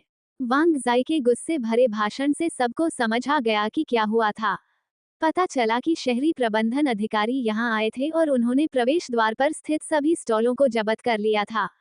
सबसे महत्वपूर्ण बात ये थी कि यह स्थान न तो कोई सड़क थी और न ही कोई ऐसा अन्य क्षेत्र जहां स्टॉल लगाना सख्त वर्जित था, बल्कि ये निर्माण श्रमिकों के लिए भोजन करने का एक तरीका था। इस पर न केवल वांग जाई ने अपशब्द कहे, बल्कि लाइव स्ट्रीम में मौजूद नेटिजन्स ने भी अपशब्द कहना शुरू कर दिया। क्या ऐसा इसलिए हो सकता है क्योंकि किसी ने इसकी शिकायत की हो? किसी ने कमजोर स्वर में पूछा। मेरी शिकायत मत करो। अगर इसकी रिपोर्ट भी की जाती, तो एक सामान्य शहरी प्रबंधन अधिकारी को पता होता कि यह जगह उनके अधिकार क्षेत्र में नहीं आती। ये फिल्म और टेलीविजन शहर की संपत्ति है। बिल्कुल सही, ये फिर से कुछ बुरे लोगों की वजह से ही है। हाँ, कुछ लोग छोटी सी बात को बड़ा मुद्दा बना लेते हैं। वे उन लोगों का प्रबंधन नहीं करते जो वास्तव में सड़क पर काम करते हैं। कुछ दिन पहले मैंने एक बच्चे को प्रवेश द्वार पर एक छोटे से स्टूल पर बैठकर होमवर्क करते देखा और उन्होंने उसका स्टूल भी उससे छीन लिया। क्या होमवर्क बेचने के लिए सड़क पर कब्जा जमाना? कुछ शहरी प्रबंधन अधिकारी बहुत अच्छे होते हैं और वे सड़क पर कब्जा करने वाले कुछ विक्रेताओं को बाजार में आकर कारोबार करने के लिए विनम्रतापूर्वक राजी कर सकते हैं। लेकिन कुछ लोगों का रवैया सचमुच ही घमंडी होता है और मुझे समझ नहीं आता कि उन्हें इतना महान क्या बनाता है। वहाँ भी हमारे यहाँ ऐसी ही परिस्थितियाँ हैं। टीम के बाकी सभी सदस्य बहुत अच्छे हैं, लेकिन उनमें से एक ने काला धन लिया और अनुचित रूप से एक स्टॉल को ये कहकर बंद कर दिया कि उनके स्टॉल पर रखी सब्जियां शहर की सुंदरता को प्रभावित करती हैं। ये हास्यास्पद है, वे अपने ही खेतों की सब्जियां बेच रहे थे। क्या उन्हें सब्जियां बेचने से पहले उन्हें सुंदर बनाने की जरूरत है? जब लाइव स्ट्रीम में सभी लोग चर्चा कर रहे थे, तभी उन्होंने देखा कि वांग जाई ने एक फोन निकाला और पास में ही किसी को कॉल किया। काफी देर बाद वांग जाई फ्राउनिंग चेहरे के साथ अपने सहायक की ओर बढ़ा। लाइव स्ट्रीम का सामना करते हुए वांग जाई का लहजा थोड़ा गंभीर था। सभी लोग, मैंने अभी एक दोस्त से पूछा है और यह मामला सच है। और उन शहरी प्रबंधन अधिकारियों ने स्टॉल तोड़ने के लिए पैसे लिए क्योंकि वह बेंटो इतना स्वादिष्ट था कि दूसरों को उससे जलन होने लगी। लाइव स्ट्रीम में सन्नाटा छा गया, फिर बुलेट पॉइंट्स के जरिए कमेंट्स की बाढ़ आ गई। अब गाली देने का कोई फायदा नहीं, उन लोगों को तो नौकरी से निकाल दिया गया है, लेकिन वह बेंटो बॉक्स, मुझे नहीं पता कि वो कहाँ चला गया, वांग जाई ने निराशा से कहा। चिंता मत करो, वांग जाई। उद्धरण चिन्ह, क्योंकि यह एक बेंटो स्टॉल है, इसलिए यह शायद ज्यादा दूर नहीं जाएगा। इस इलाके में और खोजबीन करें, हम हर दिन आपके साथ रहेंगे। इस बुलेट पॉइंट वाले कमेंट को कई नेटिजन से काफी सहमति मिली, इसलिए हर कोई इसे स्पैम कर रहा था।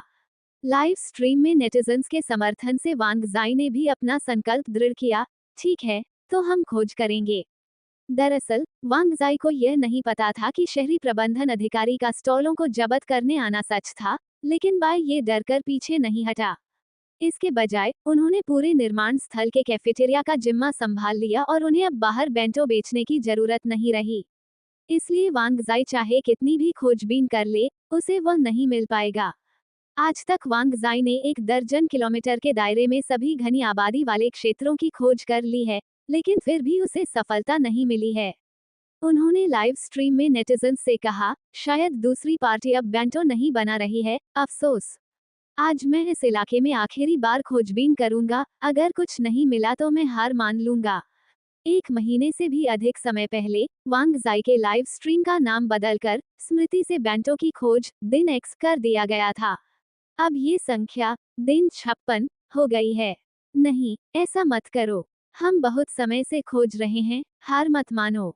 हाँ, चलिए खोज जारी रखते हैं। क्या हम 100 दिन या 60 दिन खोज करें? हाँ, मुझे हमेशा ऐसा लगता है कि अगर हम खोज जारी नहीं रखेंगे, तो मेरे दिल में हमेशा एक खालीपन रहेगा। वांग जाई नेटिजन्स के साथ इस बारे में बात कर रहे थे कि अचानक वे रुक गए। लाइव स्ट्रीम में मौजूद नेटिजन्स ने देखा कि वांग जाई अचानक रुक गए, फिर जोर से सूंघे और अचानक अपने सहायक से कहा, इधर आओ।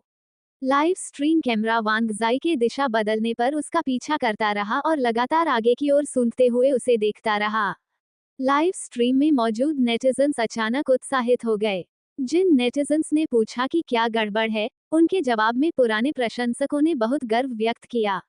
आप लोग नए प्रशंसक होंगे, है ना? तुम्हें नहीं पता, है ना? वांग जाई के पास एक चीटिंग डिवाइस है। बिल्कुल सही। वांग जाई की नाक तो कुत्ते की नाक से भी ज्यादा संवेदनशील है। शायद एक सुअर की नाक भी विशेष रूप से संवेदनशील होती है। नए प्रशंसक, क्या आप ये जांचना चाहेंगे कि आप क्या कह रहे हैं? हालांकि सभी की आपस में हो रही बातचीत से नए प्रशंसकों को भी बात समझ में आ गई। वांग जाई बचपन से ही भरपूर और पौष्टिक भोजन कर पाता था और उसकी नाक बेहद संवेदनशील थी। जब तक स्वादिष्ट भोजन उपलब्ध था, उसे उससे छिपाया नहीं जा सकता था। जब वह बच्चा था, तो उसे खाना बहुत पसंद था, लेकिन इतने लंबे समय तक खाने पीने का शौकीन रहने के बाद उसने इतनी सारी अच्छी चीजें खा ली थी कि अब ऐसा खाना मिलना बहुत दुर्लभ हो गया था जो उसे इस तरह का भाव दिखाने पर मजबूर कर दे। इसलिए नए प्रशंसकों ने इसे नहीं देखा था और पुराने प्रशंसकों ने लंबे समय से वांग जाई को इस रूप में नहीं देखा था। वांग जाई की नाक वाकई कमाल की थी। इतने सारे उतार चढ़ाव के बाद आखिरकार उसी ने उसे उसकी मंजिल तक पहुंचाया। उस जगह के चूल्हे से अभी भी मनमोहक खुशबू आ रही थी। वांग जाई ने उत्साह से कहा, ये तो एक छोटा सा रेस्तरां है, आज तो हमें बढ़िया खाना मिलने वाला है। हालांकि दरवाजा खोलते ही उसने देखा कि अंदर का हिस्सा एकदम साफ सुथरा था। दुकान में कोई नहीं था, केवल पीछे की रसोई से चूल्हे और चम्मचों की आवाजें आ रही थीं। वांग जाई अपने सहायक को लेकर रेस्टोरेंट का दौरा करने गए और दृढ़ता से बोले, ये रेस्टोरेंट अभी तक चालू नहीं हुआ है। वांग जाई बहुत अनुभवी थे, लेकिन लाइव स्ट्रीम में मौजूद नेटिजन्स भी ये बता सकते थे, क्योंकि चारों दीवारें बहुत साफ सुथरी थीं। हालांकि कुछ डाइनिंग टेबल आधी नई और आधी पुरानी लग रही थी, लेकिन उन पर बिछे पारदर्शी मेजपोशों से बिल्कुल नई चीजों की खुशबू आ रही थी। वांग जाई ने 2 बार गहरी सांस ली, फिर लाइव स्ट्रीम की ओर देखा और कहा, सच में बहुत अच्छी खुशबू आ रही है। आपको इसकी खुशबू नहीं आ रही होगी, लेकिन मैं आपको बता दूं, मेरे सहायक शियाओ सोन के मुंह में तो अभी से पानी आ रहा है। अपनी बात को साबित करने के लिए वांग जाई ने कैमरा उठाया और अपने सहायक शियाओ सोन को कुछ पल के लिए फिल्माया, जिससे वह स्क्रीन पर थोड़े समय के लिए दिखाई दे सके। मुझे आज यहीं खाना है। बस पता नहीं कि छोटा मालिक मानेगा या नहीं। मैं पीछे वाले रसोई घर में जाकर उससे पूछूंगा। अगर वो मान गया तो मैं खा लूंगा। अगर वो नहीं माना तो खाने के लिए चाहे जो भी कीमत चुकानी पड़े, मैं चुका दूंगा। वांग जाई दिखने में बेहद आकर्षक नहीं थे, लेकिन वे बहुत साफ सुथरे और मिलनसार थे। उनकी आवाज गहरी थी और जब तक वे तेजी से बात नहीं कर रहे होते थे, तब तक उसमें थोड़ी स्नेह झलकती थी।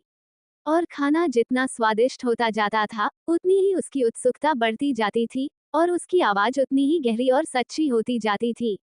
बेशक एक फूड स्ट्रीमर होने के नाते उनके प्रशंसक अक्सर मजाक में कहते थे कि वांग जाई का सारा स्नेह खाने के लिए ही आरक्षित है। लाइव स्ट्रीम में नेटिजन्स की हा हा हा की गूंज के बीच वांग जाई पीछे की रसोई के दरवाजे पर गए और आधे खुले दरवाजे पर दस्तक दी। बाई ये ने पहले तो उसे देखा ही नहीं, लेकिन जैसे ही उसने एक व्यंजन को भूनना समाप्त किया, वो व्यंजन को एक इंसुलेटेड फूड कंटेनर में रख रहा था और बर्तन धो रहा था। तभी उसने दरवाजे पर दस्तक सुनी। क्या कुछ है? बाई ये ने बर्तन को सिंक में रखा और आगे बढ़ी। उस क्षण वांग जाई स्तब्ध रह गया, फिर लाइव स्ट्रीम की ओर मुड़ा। उसके चेहरे पर अनियंत्रित उत्साह झलक रहा था, भाइयों भाइयों, क्या हो रहा है, क्या हो रहा है? वांग जाई को इतना उत्साहित करने वाली बात क्या थी? ये तो बहुत ही सुंदर लड़का है। देखने में बेहद नाजुक लगता है। अरे यार वांग जाई, तुम्हारे साथ क्या हो रहा है? तुम समलैंगिक तो नहीं हो? हाँ, क्या आपको कोई ऐसा प्रकार दिखा जो आपको पसंद आया हो? धिक्कार है। वांग जाई ने गुस्से से कहा, बकवास मत करो और मेरी बदनामी मत करो। मैं सीधा हूँ, सीधा। बाई ये के कदम रुक गए और उसने कुछ आश्चर्य के साथ अपने सामने वाले व्यक्ति को देखा।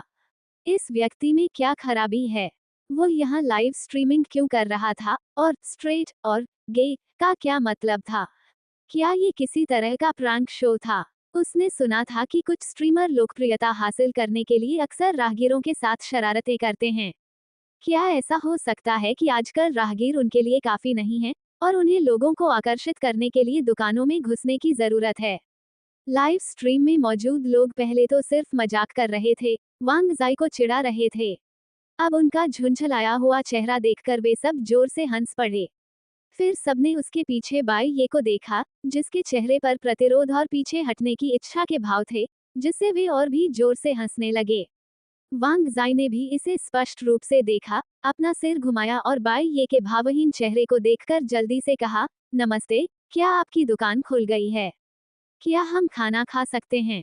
बाई ये ने सिर हिलाते हुए कहा, लेकिन हम यहाँ सिर्फ फास्ट फूड बेंटो बॉक्स ही परोसते हैं और हमने अभी तक परिचालन शुरू नहीं किया है, इसलिए व्यंजन मैं इंतजार कर सकता हूँ। वांग जाई ने बिना किसी झिझक के कहा, उसकी त्वरित प्रतिक्रिया ने लगभग बाई ये को चौंका दिया। ठीक है, तो आप इंतजार कर सकते हैं। वैसे फ्रिज में बियर और अन्य पेय पदार्थ रखे हैं, आप खुद ले सकते हैं। रेस्टोरेंट का पहले से ही पूरी तरह नवीनीकरण हो चुका था। मूल रूप से केवल दीवारों पर रंग रोगन और फर्श की टाइलों को बदलना ही बाकी था। क्योंकि पहले की कई टाइलें टूटी हुई थीं और गंदी दिख रही थीं, सौभाग्य से ये फर्श की टाइलें महंगी नहीं थीं और चूंकि रेस्तरां बहुत बड़ा नहीं था, इसलिए सभी को बदल दिया गया। हालांकि इसने अभी आधिकारिक तौर पर परिचालन शुरू नहीं किया था, फिर भी पेय पदार्थ बेचने वाले लोग हर जगह मौजूद थे। बाई ये को ये भी नहीं पता था कि इन लोगों ने उसकी छोटी सी दुकान को किस किस कोने से खोदकर निकाला था। सौभाग्य से अनुशंसित बियर और पेय पदार्थ सभी विश्वसनीय स्थानीय ब्रांड थे। ये पुष्टि करने के बाद कि वे कारखाने के विक्रेता थे, बाई ये ने प्रत्येक के 10-10 केस का ऑर्डर दिया। हालांकि उनकी छोटी सी दुकान मुख्य रूप से बेंटो बॉक्स खाने वालों को ही सामान परोसती थी, लेकिन 2 या 3 युआन की कीमत वाले ये पेय और 10 युआन से कम कीमत वाली बियर बहुत अच्छी बिकती थीं। इसके अलावा उन्होंने सफेद शराब की कुछ छोटी बोतलें, कप और इसी तरह की चीजें भी रखी, क्योंकि कुछ ग्राहक सफेद शराब पसंद करते थे। वांग जाई ने सहमति जताई और फिर हॉर्नबाउलाई सोडा की 2 बोतलें लेने चला गया, एक सफेद और एक हरी। बैठकर मेज के किनारे बंधे बोतल खोलने वाले यंत्र से आधी बोतल खोलकर पीने के बाद वांग जाई ने आखिरकार अपने दिल में उमड़ रहे उत्साह को दबाते हुए कहा, हे, आप सब सोच रहे होंगे कि मैं अभी इतना उत्साहित क्यों था, है ना? सच कहूं तो मैं उस छोटे बॉस से पहले मिल चुका हूँ। लाइव स्ट्रीम देखने वाले दर्शक इस बात को लेकर अटकलें लगा रहे थे कि वो व्यक्ति कौन था। क्या वह तुम्हारा सहपाठी है? बचपन का दोस्त है ना? पड़ोसी? क्या आप किसी पर फिदा हैं? कोई उस व्यक्ति को ऊपर से बाहर निकालो। पहले के सारे अनुमान गलत हैं। वांग जाई के स्वभाव को देखते हुए, चाहे सामने वाला उसका सहपाठी हो, बचपन का दोस्त हो या पड़ोसी, उसे शायद ही याद रहेगा। ज्यादा से ज्यादा उसे बस इतना याद रहेगा कि बचपन में किसके घर का खाना सबसे अच्छा होता था। हा, पहले जो कहा गया था वह सही है। आप तो बड़े ही समझदार हैं, हा, ये तुम हो सकते हो। तो फिर आप सीधे सीधे अनुमान लगाइए कि यह व्यक्ति क्या करता है। मुझे लगता है ये व्यक्ति किसी तरह का शेफ होगा। उद्धरण चिन्ह डॉट डॉट डॉट। बकवास, बेतुका साहित्य, क्या ये बकवास नहीं है?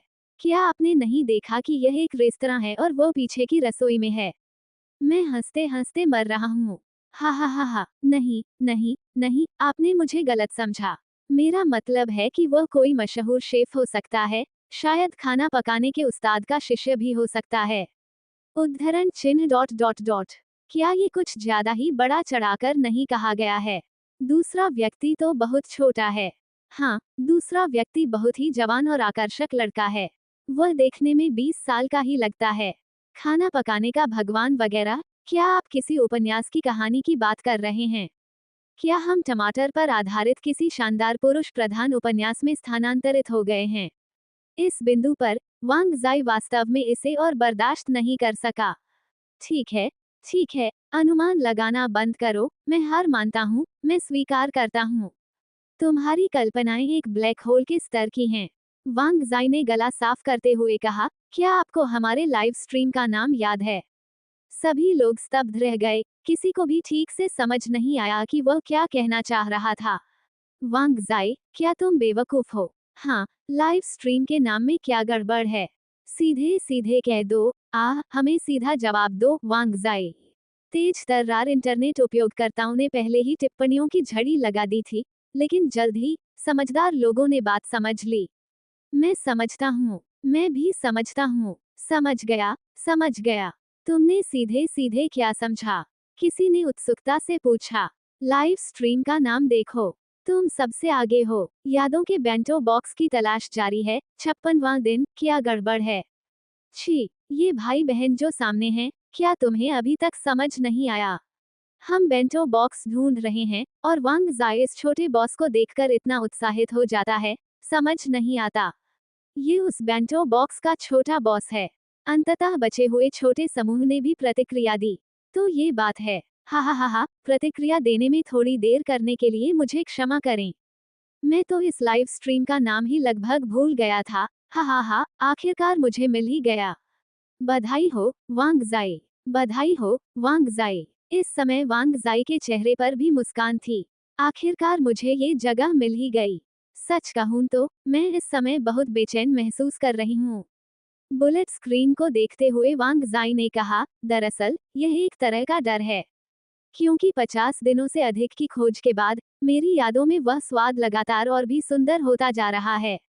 अगर मैं इसे अभी खाऊं और मुझे पता चले कि यह उतना स्वादिष्ट नहीं है जितना मुझे याद है, तो मुझे बहुत निराशा होगी। सांस। लाइव स्ट्रीम में मौजूद नेटिजन्स उनकी भावनाओं को समझ सकते थे। समय बीतने के साथ यादें सचमुच धीरे धीरे परिपूर्ण होती जाती हैं। जो बात अनजाने में हुई एक छोटी सी घटना हो सकती है, वही एक दिन किसी ग्राहक के लिए एक खूबसूरत याद में बदल सकती है। उम्मीद है कि यह मुझे ज्यादा निराश नहीं करेगा, वांग जाई ने कहा, जब उसने बाई ये को रसोई से बाहर जाते हुए देखा और सोडा का एक और घूंट लेने के लिए अपना सिर पीछे झुकाया। बाई ये को वांग जाई के पिछले आधे दिन के भावनात्मक सफर के बारे में कोई जानकारी नहीं थी। अंदर रखे व्यंजनों को खाने के डिब्बों में रखने के बाद वह बाहर आया। अब जो व्यंजन वह बना रहा था, वे सभी रखे जा सकते थे, जबकि तली हुई सब्जियां और इसी तरह के व्यंजन सबसे आखिर में, भोजन परोसने से ठीक पहले बनाने पड़ते थे। अब केवल शिटाके मशरूम और बोक चॉय ही बचे थे। उन्हें याद आया कि एक ग्राहक दरवाजे पर आया था, इसलिए वे बाहर चले गए। आप दोनों क्या खाना चाहेंगे? हम यहाँ मुख्य रूप से पैक किए हुए भोजन परोसते हैं, लेकिन अगर आप चाहें तो तले हुए व्यंजन भी ऑर्डर कर सकते हैं। हम डिब्बाबंद खाना लेंगे, वांग जाई ने जल्दी से कहा। क्या हम अभी खा सकते हैं? पैकेट बंद भोजन के लिए, हाँ, लेकिन कुछ व्यंजन अभी भी गायब हैं।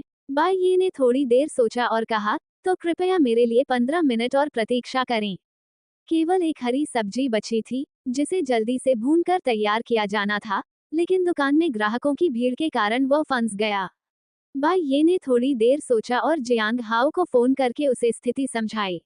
उसे इस बात का डर नहीं था कि दूसरा व्यक्ति उसकी चीजें चुरा लेगा, लेकिन वह दूसरे व्यक्ति को दुकान में अकेला नहीं छोड़ सकता था। रसोई खाने से भरी हुई थी, और इस संबंध में सुरक्षा सर्वोपरि थी।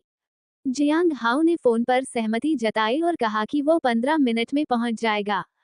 फिल्म और टेलीविजन सिटी से दुकान तक पैदल जाने में जियांग हाओ को 15 मिनट का समय लगता था।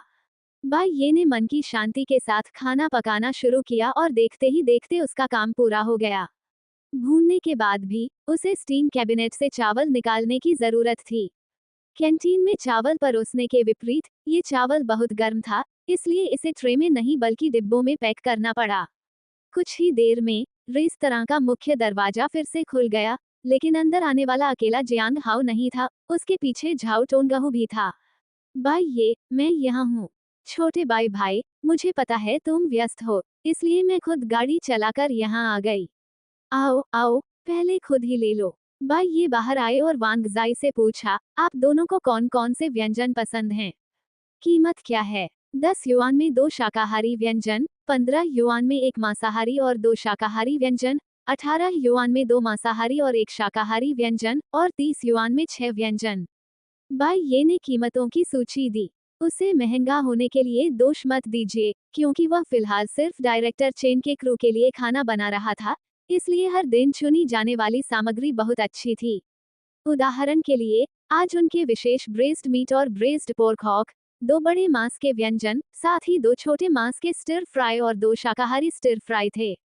अंतर सिर्फ इतना था कि क्रू के पास फ्रूट सलाद और शानदार पैकेजिंग बॉक्स भी थे, इसलिए कीमत और भी अधिक थी। हालांकि बाई ये ने सस्ते फल खरीदे थे, लेकिन एक बार संश्लेषित होने के कारण वे न केवल देखने में अच्छे थे बल्कि उनमें भरपूर मीठा रस भी था। इसका स्वाद संश्लेषण से पहले की तुलना में कहीं बेहतर था। इसलिए झाओ टोंगहू ने एक बार उनसे कहा कि वे अपने भोजन में फलों का सलाद अधिक बार शामिल करें। बाई ये की बात सुनकर वांग जाए एक पल के लिए स्तब्ध रह गया। 30। कीमत बढ़ गई। बाई ये भी हैरान रह गई। क्या आपने पहले भी हमारे डिब्बाबंद भोजन खाए हैं? हाँ, मैंने आपके पैकेटबंद भोजन खा लिए हैं और मैं आपको लंबे समय से ढूंढ रहा था। वांग जाई ने बाई ये को अपने लाइव स्ट्रीम का शीर्षक देखने का इशारा किया और उसका अर्थ समझाया। बाई ये चकित रह गया। उसे बिल्कुल भी उम्मीद नहीं थी कि कोई सिर्फ इसलिए इतनी देर तक उसकी तलाश करेगा क्योंकि उसने एक बार अपना डिब्बाबंद खाना खा लिया था। ये, मैं आपको छूट दूं तो कैसा रहेगा? बाई ये ने कहा। इससे पहले कि वांग जाई मना कर पाता, बाई ये ने फिर कहा, क्या 28 ठीक रहेगा?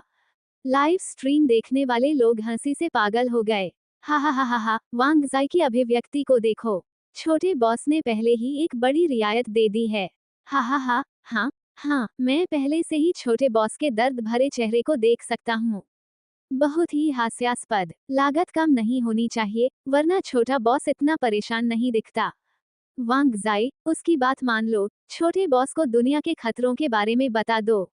हा हा हा हा हा, पहले, वांग जाई ने गला साफ किया। कोई बात नहीं, छूट की जरूरत नहीं है। वांग जाई के बोलने के बाद, उसने महसूस किया कि उसके सामने बैठे बाई ये ने चुपचाप राहत की सांस ली, जिससे उसके बाकी शब्द लगभग दब गए।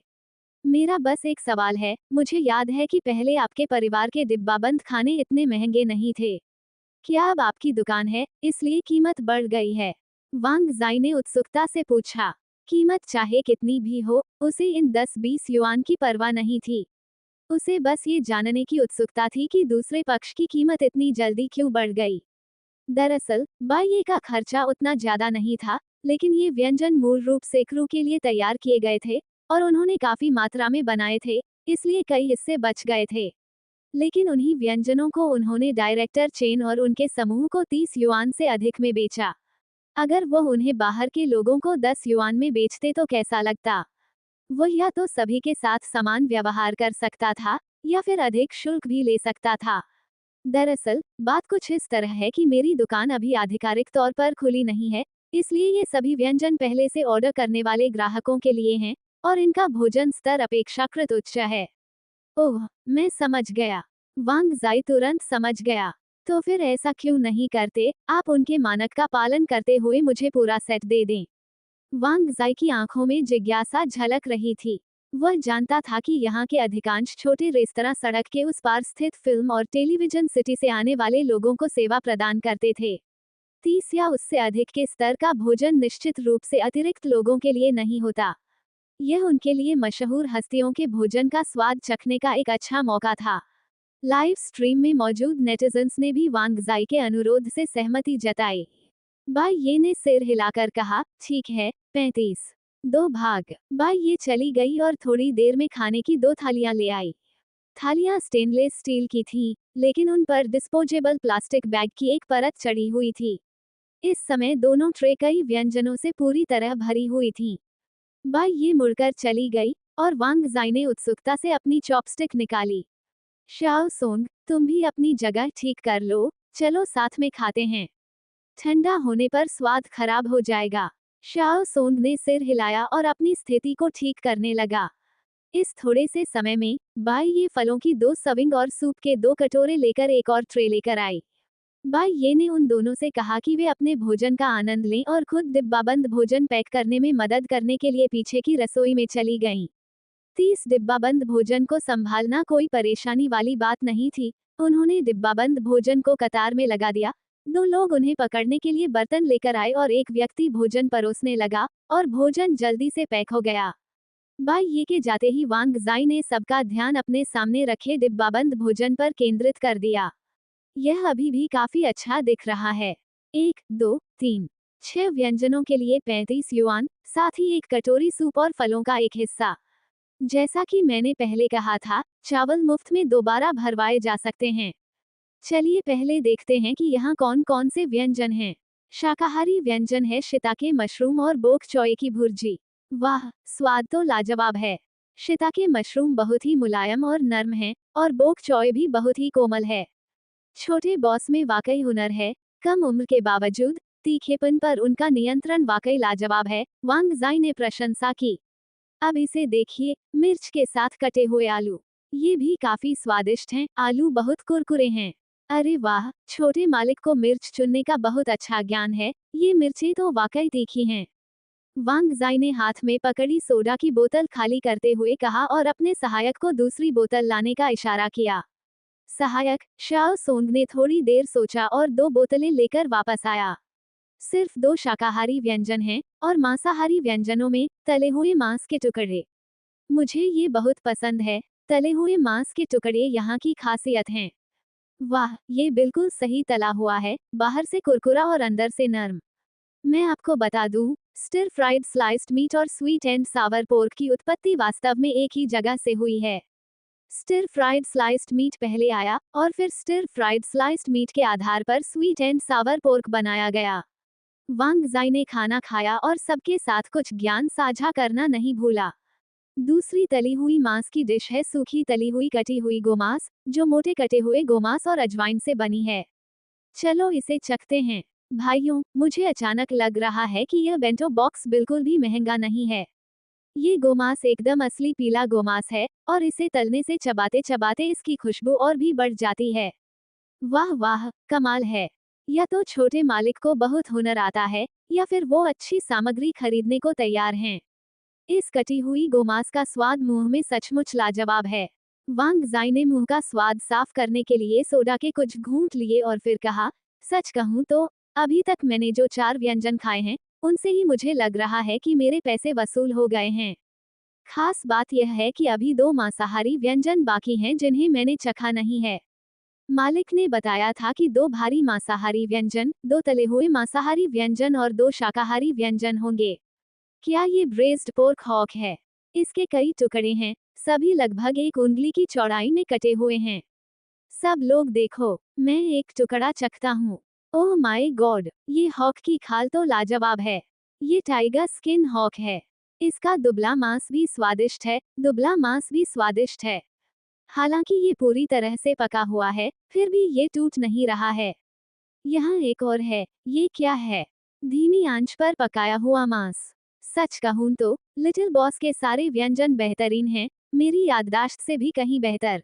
इस यात्रा में मुझे कोई नुकसान नहीं हुआ। हालांकि लिटिल बॉस अभी बहुत युवा हैं, व्यंजनों का संयोजन आदर्श नहीं है। हाँ, इसमें मांस कुछ ज्यादा ही है। हालांकि मुझे अभी तक चिकनाई महसूस नहीं हुई है, लेकिन मुझे लगता है कि टाइगर स्किन हॉक और ब्रेस्ड मीट कुछ ज्यादा ही हैं। मुझे लगता है कि इनकी जगह चिकन विंग्स या ड्रमस्टिक्स, या यहाँ तक कि मछली भी डाली जा सकती है। अभी तो इसमें सिर्फ सुआ का मांस ही है। मैं पहले इसका स्वाद चखकर देखूंगी। ये सच में ब्रेस्ड मीट है। वांग जाई ने चॉपस्टिक से भुने हुए मांस का एक टुकड़ा अपने मुंह में डाला और कुछ बार चबाया, फिर अचानक चुप हो गया। सभी लोग अचंभित रह गए और लाइव स्ट्रीम में तुरंत पूछने लगे कि आखिर हुआ क्या था। वांग जाई के लाइव स्ट्रीम हमेशा ऐसे ही होते थे, खाना खाते हुए और पकवानों की गुणवत्ता पर टिप्पणी करते हुए। अभी तक वांग जाई अपने सामान्य अंदाज में थे, लेकिन अब अचानक चुप हो गए। वांग जाई ने कुछ और बार चबाया, फिर अचानक एक और टुकड़ा उठाया और उसे फिर से अपने मुंह में डाल लिया। फिर तीसरा टुकड़ा आया। क्या हो रहा है? वांग जाई, क्या हुआ? क्या मांस में कुछ खराबी है? क्या हुआ? क्या हुआ? वांग जाई, बोलो, मुझे कुछ गड़बड़ लग रही थी। क्या आपको नहीं लगता कि इस दुकान के बेंटो बॉक्स कुछ ज्यादा ही अच्छे हैं? इतना सारा मांस, और वांग जाई ने कहा कि सब कुछ स्वादिष्ट है। इसकी कीमत कितनी ज्यादा होगी? और ये तो सिर्फ $35 का है। ये सच है। इस तरह के बेंटो बॉक्स के लिए 35 तो छोड़ ही दीजिए, 55 की बात ही छोड़िए, मुझे नहीं पता कि ऐसा बॉक्स कहाँ मिलेगा। तो पहले आपका क्या मतलब था? वांग जाई के साथ असल में क्या हुआ? इससे पहले बोलने वाले व्यक्ति ने आत्मविश्वास से कहा, मेरी राय में वांग जाई ने एक समस्या का पता लगाया है। क्या समस्या है? हाँ हाँ, वांग जाई ने अभी कुछ बोला भी नहीं है और तुम्हें अभी से समस्या मिल गई है। हमें जल्दी बताओ, इस जगह के मांस में कुछ गड़बड़ जरूर है। देखो, वांग जाई की भौहें थोड़ी सिकुड़ी हुई हैं, उसने आखिरकार महसूस कर लिया होगा कि स्वाद में कुछ गड़बड़ है। उद्धरण चिन्ह डॉट डॉट डॉट। पहले वाले व्यक्ति के बारे में आप कुछ ज्यादा ही सोच रहे हैं, है ना? वांग जाई ने देखा कि मांस थोड़ा टेढ़ा था और उसकी भौहें थोड़ी सिकुड़ी हुई थीं। मैंने उसे नाराज होते हुए क्यों नहीं देखा? बिल्कुल सही, मैंने भी इसे नहीं देखा। मैं हंसते हंसते लोटपोट हो रहा हूँ। अगर उसे लगा कि मांस खराब है, तो उसने सारा क्यों खा लिया? सिर्फ 4 टुकड़े ही तो थे, है ना? वांग जाई ने तो सारे खा लिए। हा हा हा हा हा। सामने वाले व्यक्ति को व्यामोह संबंधी भ्रम है। तभी वांग जाई ने आखिरकार एक लंबी आह भरी। उन्होंने बुलेट पॉइंट्स पर एक नजर डाली और समझाया, दोस्तों, ऐसा नहीं है कि मैं समझाना नहीं चाहता, बस मेरे पास समय नहीं था। कुछ देर रुकने के बाद वांग जाई ने कहा, ये तो बहुत ही स्वादिष्ट है। वांग जाई ने एक पल सोचा, फिर अपने सामने बैठे सहायक शियाओ सोन की प्लेट से भुने हुए मांस का एक टुकड़ा उठाया और उसे आश्वस्त करना नहीं भूला, भाई इसे बाद में आपको लौटा देंगे, लौटा देना। लाइव स्ट्रीम में मौजूद भाइयों, क्या आपको याद है कि मैं अभी यहाँ किस लिए आया था? मैंने कहा था कि मुझे एक खुशबू आई, फिर मुझे ये जगह मिली। जब मैं रसोई में गया, तो मैंने उस छोटे से बॉस को देखा, और मुझे एहसास हुआ कि यही वो व्यक्ति है जिसे मैं लगभग 2 महीनों से ढूंढ रहा था। इसी वजह से मैं लगभग भूल ही गया था कि मैं यहाँ क्यों आया था। जब मैंने इस धीमी आंच पर पके हुए मांस का स्वाद चखा, तो मुझे याद आ गया। ये स्वाद, ये वही खुशबू है जो मैंने अभी अभी महसूस की थी। बुलेट कमेंस में किसी ने उनसे पूछा कि ब्रेस्ड मीट का स्वाद कैसा था। ब्रेस्ड मीट, इसका स्वाद ब्रेस्ड मीट जैसा ही है। मैं इसे ठीक से बयान नहीं कर सकता, लेकिन ये बहुत स्वादिष्ट है। वांग जाई ने अपना सिर झुकाया और कुछ देर सोचा। उसे भी लगा कि उसका वर्णन शब्दों में अधूरा है। उस एहसास को कैसे बयान करूं? ये बहुत ही स्वादिष्ट है, बिल्कुल वैसा ही स्वाद जैसा मुझे अपने बचपन में याद है, लेकिन मुझे याद नहीं कि मैंने कभी इतना लजीज भुना हुआ मांस खाया हो। छोड़ो छोड़ो, तुम लोग बाद में आकर खुद चख लेना।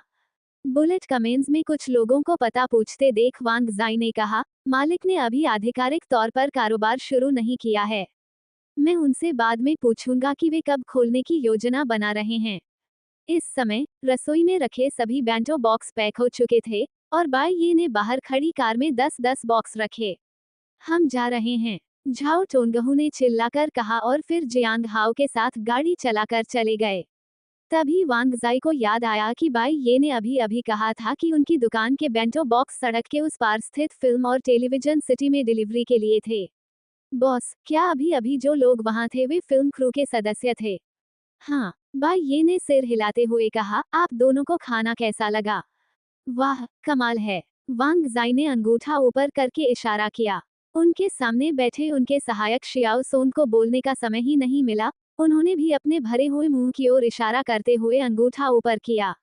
आपका नाम क्या है, बॉस? वांग जाई ने बाई ये को बैठने के लिए कहा।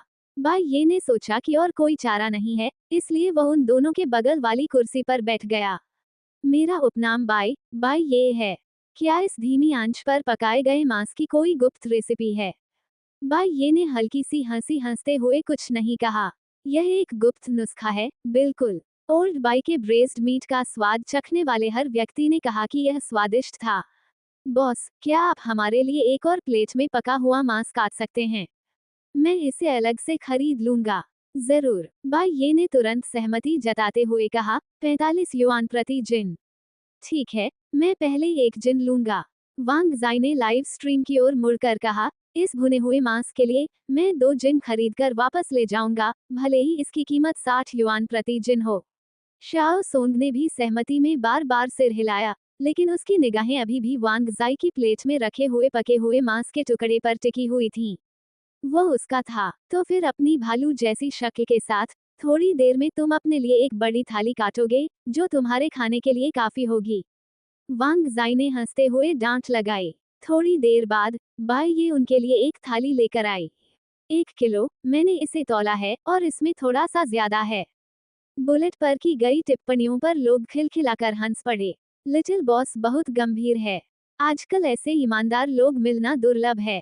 आप बता सकते हैं कि यह एक बिल्ली है, वास्तव में ये बहुत ज्यादा है। क्या आपने ध्यान दिया? क्या आपने ध्यान दिया? ये सब सुअर का मांस है, चर्बी और दुबले मांस की 3 परतें। वास्तव में 45 किलो प्रति किलो महंगा नहीं है। लेकिन क्या अब सुअर का मांस सस्ता नहीं हो गया है? हमारे घर के पास तो ये सिर्फ $10 का है। मेरे यहाँ तो सिर्फ 9 किलो ही होते हैं, लेकिन बात अलग है। वे एक दुकान चलाते हैं, क्या सारे मसाले और खाना पकाने की आग नहीं गिनी जाती? वैसे भी मांस सिकुड़ जाता है। 1 किलो अंदर जाता है और बाहर आते आते 1 किलो नहीं रहता। बिल्कुल सही, और गुप्त नुस्खा अपने आप में एक अतिरिक्त लाभ है। बाई ये ने उनसे कुछ मिनटों तक बातचीत की। नाम बताए, लाइव स्ट्रीम में नेटिजन्स द्वारा आधिकारिक उद्घाटन कब होगा, इस बारे में पूछे गए सवालों के जवाब दिए और फिर चली गईं। वो अब भी कैमरे के सामने थोड़ा असहज महसूस कर रहा था। बाई ये के जाने के बाद वांग जाई ने भी लाइव स्ट्रीम समाप्त कर दी और अपने सहायक शियाओ सोन के साथ दावत शुरू कर दी। जब वे खाना खाकर फल तक पहुंचे, तो वांग जाई एक पल के लिए स्तब्ध रह गए। ये फल सचमुच बहुत स्वादिष्ट था। हालांकि जब उन्हें याद आया कि यह क्रू में मौजूद सेलिब्रिटी के लिए था, तो उन्हें राहत महसूस हुई। ये बहुत महंगी किस्म की होनी चाहिए। बाई ये भी खाना खाने के लिए रसोई में लौट आया। आज ज्यादा खाना बचा नहीं था, अपने खाने के अलावा बेचने के लिए सिर्फ एक और हिस्सा ही बचा था। अभी सुबह का समय था, दोपहर नहीं हुई थी, इसलिए बाई ये ने दादी जियांग को फोन किया और कहा कि वह बाद में खाना भेज देगा। उसने सभी व्यंजनों को लंच बॉक्स में पैक कर दिया, जिसमें मुख्य रूप से धीमी आंच पर पकाया हुआ मांस का एक पूरा टुकड़ा शामिल था। जब वह पहली बार आया, तो दंपति ने उसकी अच्छी देखभाल की। जब वो व्यस्त नहीं होता था, तो वो वापस आकर मिलने में खुश होता था, वैसे भी पैदल जाने में ज्यादा दूर नहीं था। वांग जाई और शियाओ सोंग ने पेट भरकर खाना खाया, लेकिन बिल चुकाते समय उन्होंने पूछा कि क्या वे और भुना हुआ मांस खरीद सकते हैं। अंत में कुछ बोतलों के पे सहित कुल बिल 250 रहा। वहां से निकलने के बाद जियाओ सोंग ने चुपके से पूछा, भाई वांग, ये छोटा बॉस शायद आपको पहचानता नहीं होगा। वो मुझे पहचान ही नहीं पा रहा है। मुझे पता था, अगर कोई और दुकान होती, तो हमारे जैसे खाने के बाद वे न सिर्फ हमसे पैसे नहीं लेते, बल्कि हमें कुछ न कुछ देते भी। जियाओ सोंग ने मुंह बनाते हुए कहा। वे मुझे कुछ क्यों देंगे?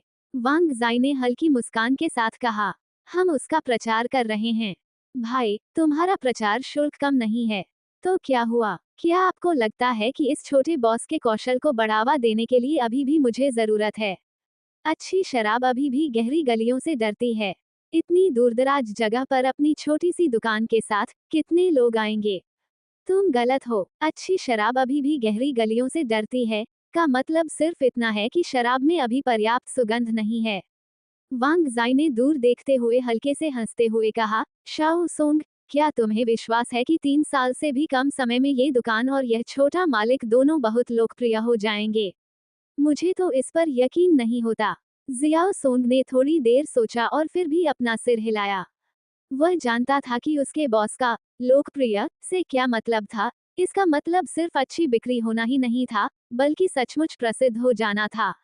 उसके बॉस अक्सर उससे कहते थे कि अगर वह सचमुच लोकप्रिय हो जाए तो बहुत अच्छा होगा। बॉस की नज़र में उसके जैसे लाखों फॉलोअर्स वाले सेलिब्रिटी को सचमुच लोकप्रिय नहीं माना जाता था।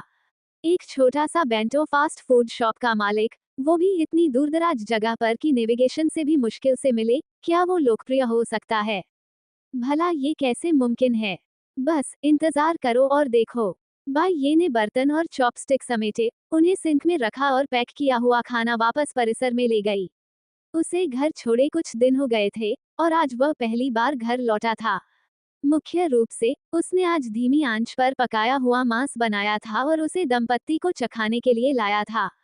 वह दादा जियांग और दादी जियांग के साथ लगभग 1 घंटे तक रुका। उसे पता चला कि नीचे का कमरा किराए पर दे दिया गया है और उसने अपने रेस्तरां के खुलने के लिए लगभग तैयार होने के बारे में बात की, जिसके बाद बाई ये घर लौट आया।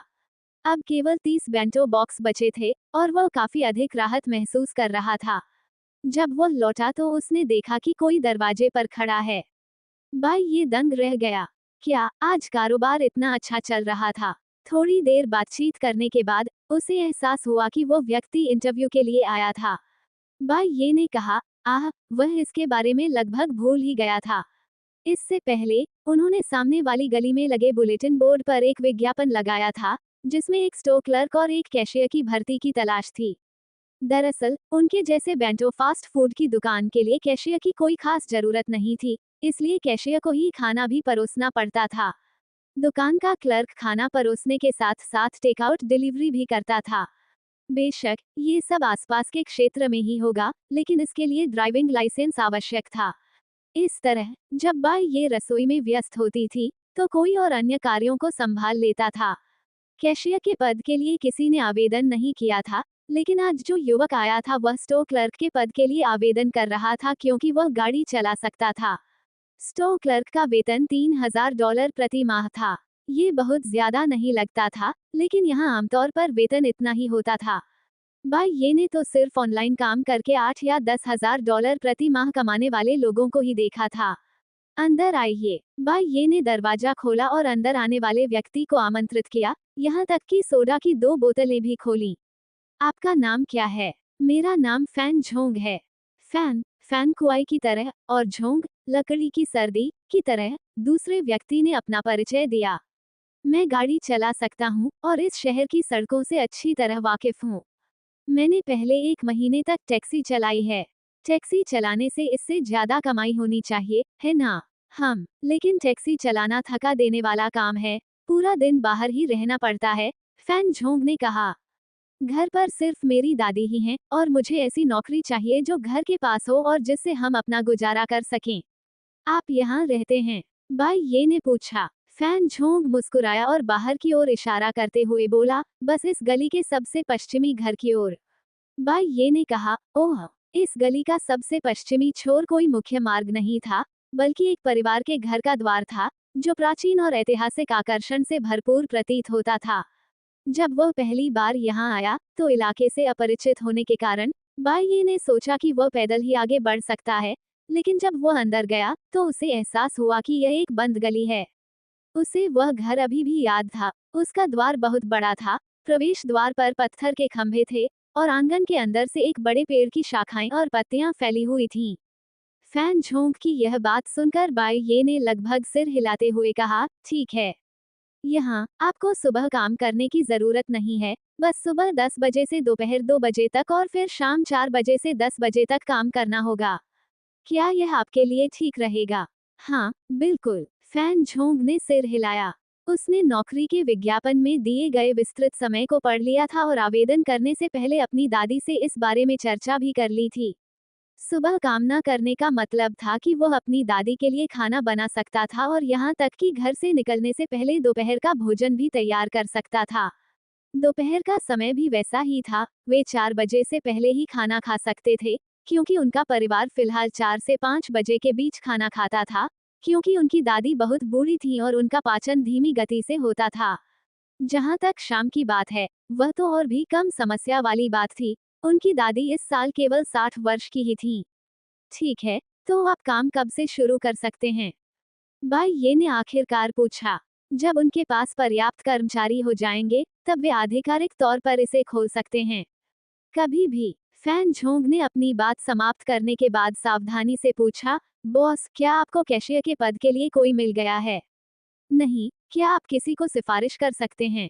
भाई ये दो ऐसे कर्मचारियों को रखने के लिए खास उत्सुक नहीं थी जो पहले से ही एक दूसरे को जानते हों। लेकिन बाद में सोचने पर लगा कि पहले किसी को काम पर रखना बेहतर होता। 2 घंटे बाद फैन झोंग एक लड़की को लेकर आया। बॉस, ये है काइशिया हुआ। भाई ये स्तब्ध रह गई। वो एक बेंटो स्टॉल खोलता है और उसके 2 कर्मचारियों में से एक का उपनाम फैन और दूसरे का उपनाम काई है। तो दोस्तों, पाई ये कि रोमांचक कहानी का यह सफ़र यहीं रुकता है। लेकिन रोमांच अभी खत्म नहीं हुआ है। क्या बाई ये अपने जादुई कुकिंग सिस्टम के साथ दुनिया जीत पाएगा? क्या चुनौतियां जो उसका इंतजार कर रही हैं? ये सब हम जानेंगे आने वाले एपिसोड्स में। अगर आपको आज का ये भाग पसंद आया तो वीडियो को लाइक करके अपना प्यार ज़रूर जताएं और कहानी का कोई भी हिस्सा मिस न करने के लिए चैनल को सब्सक्राइब करें और बेल आइकन ज़रूर दबाएं ताकि अगला एपिसोड अपलोड होते ही आपको नोटिफिकेशन मिल जाए। आपको बाई का अंदाज कैसा लग रहा है? अपनी राय कमेंट बॉक्स में ज़रूर लिखें। मैं आपके कमेंट्स का इंतज़ार करूंगा। मिलते हैं अगले एपिसोड में। तब तक के लिए अपना ख्याल रखें। शुक्रिया।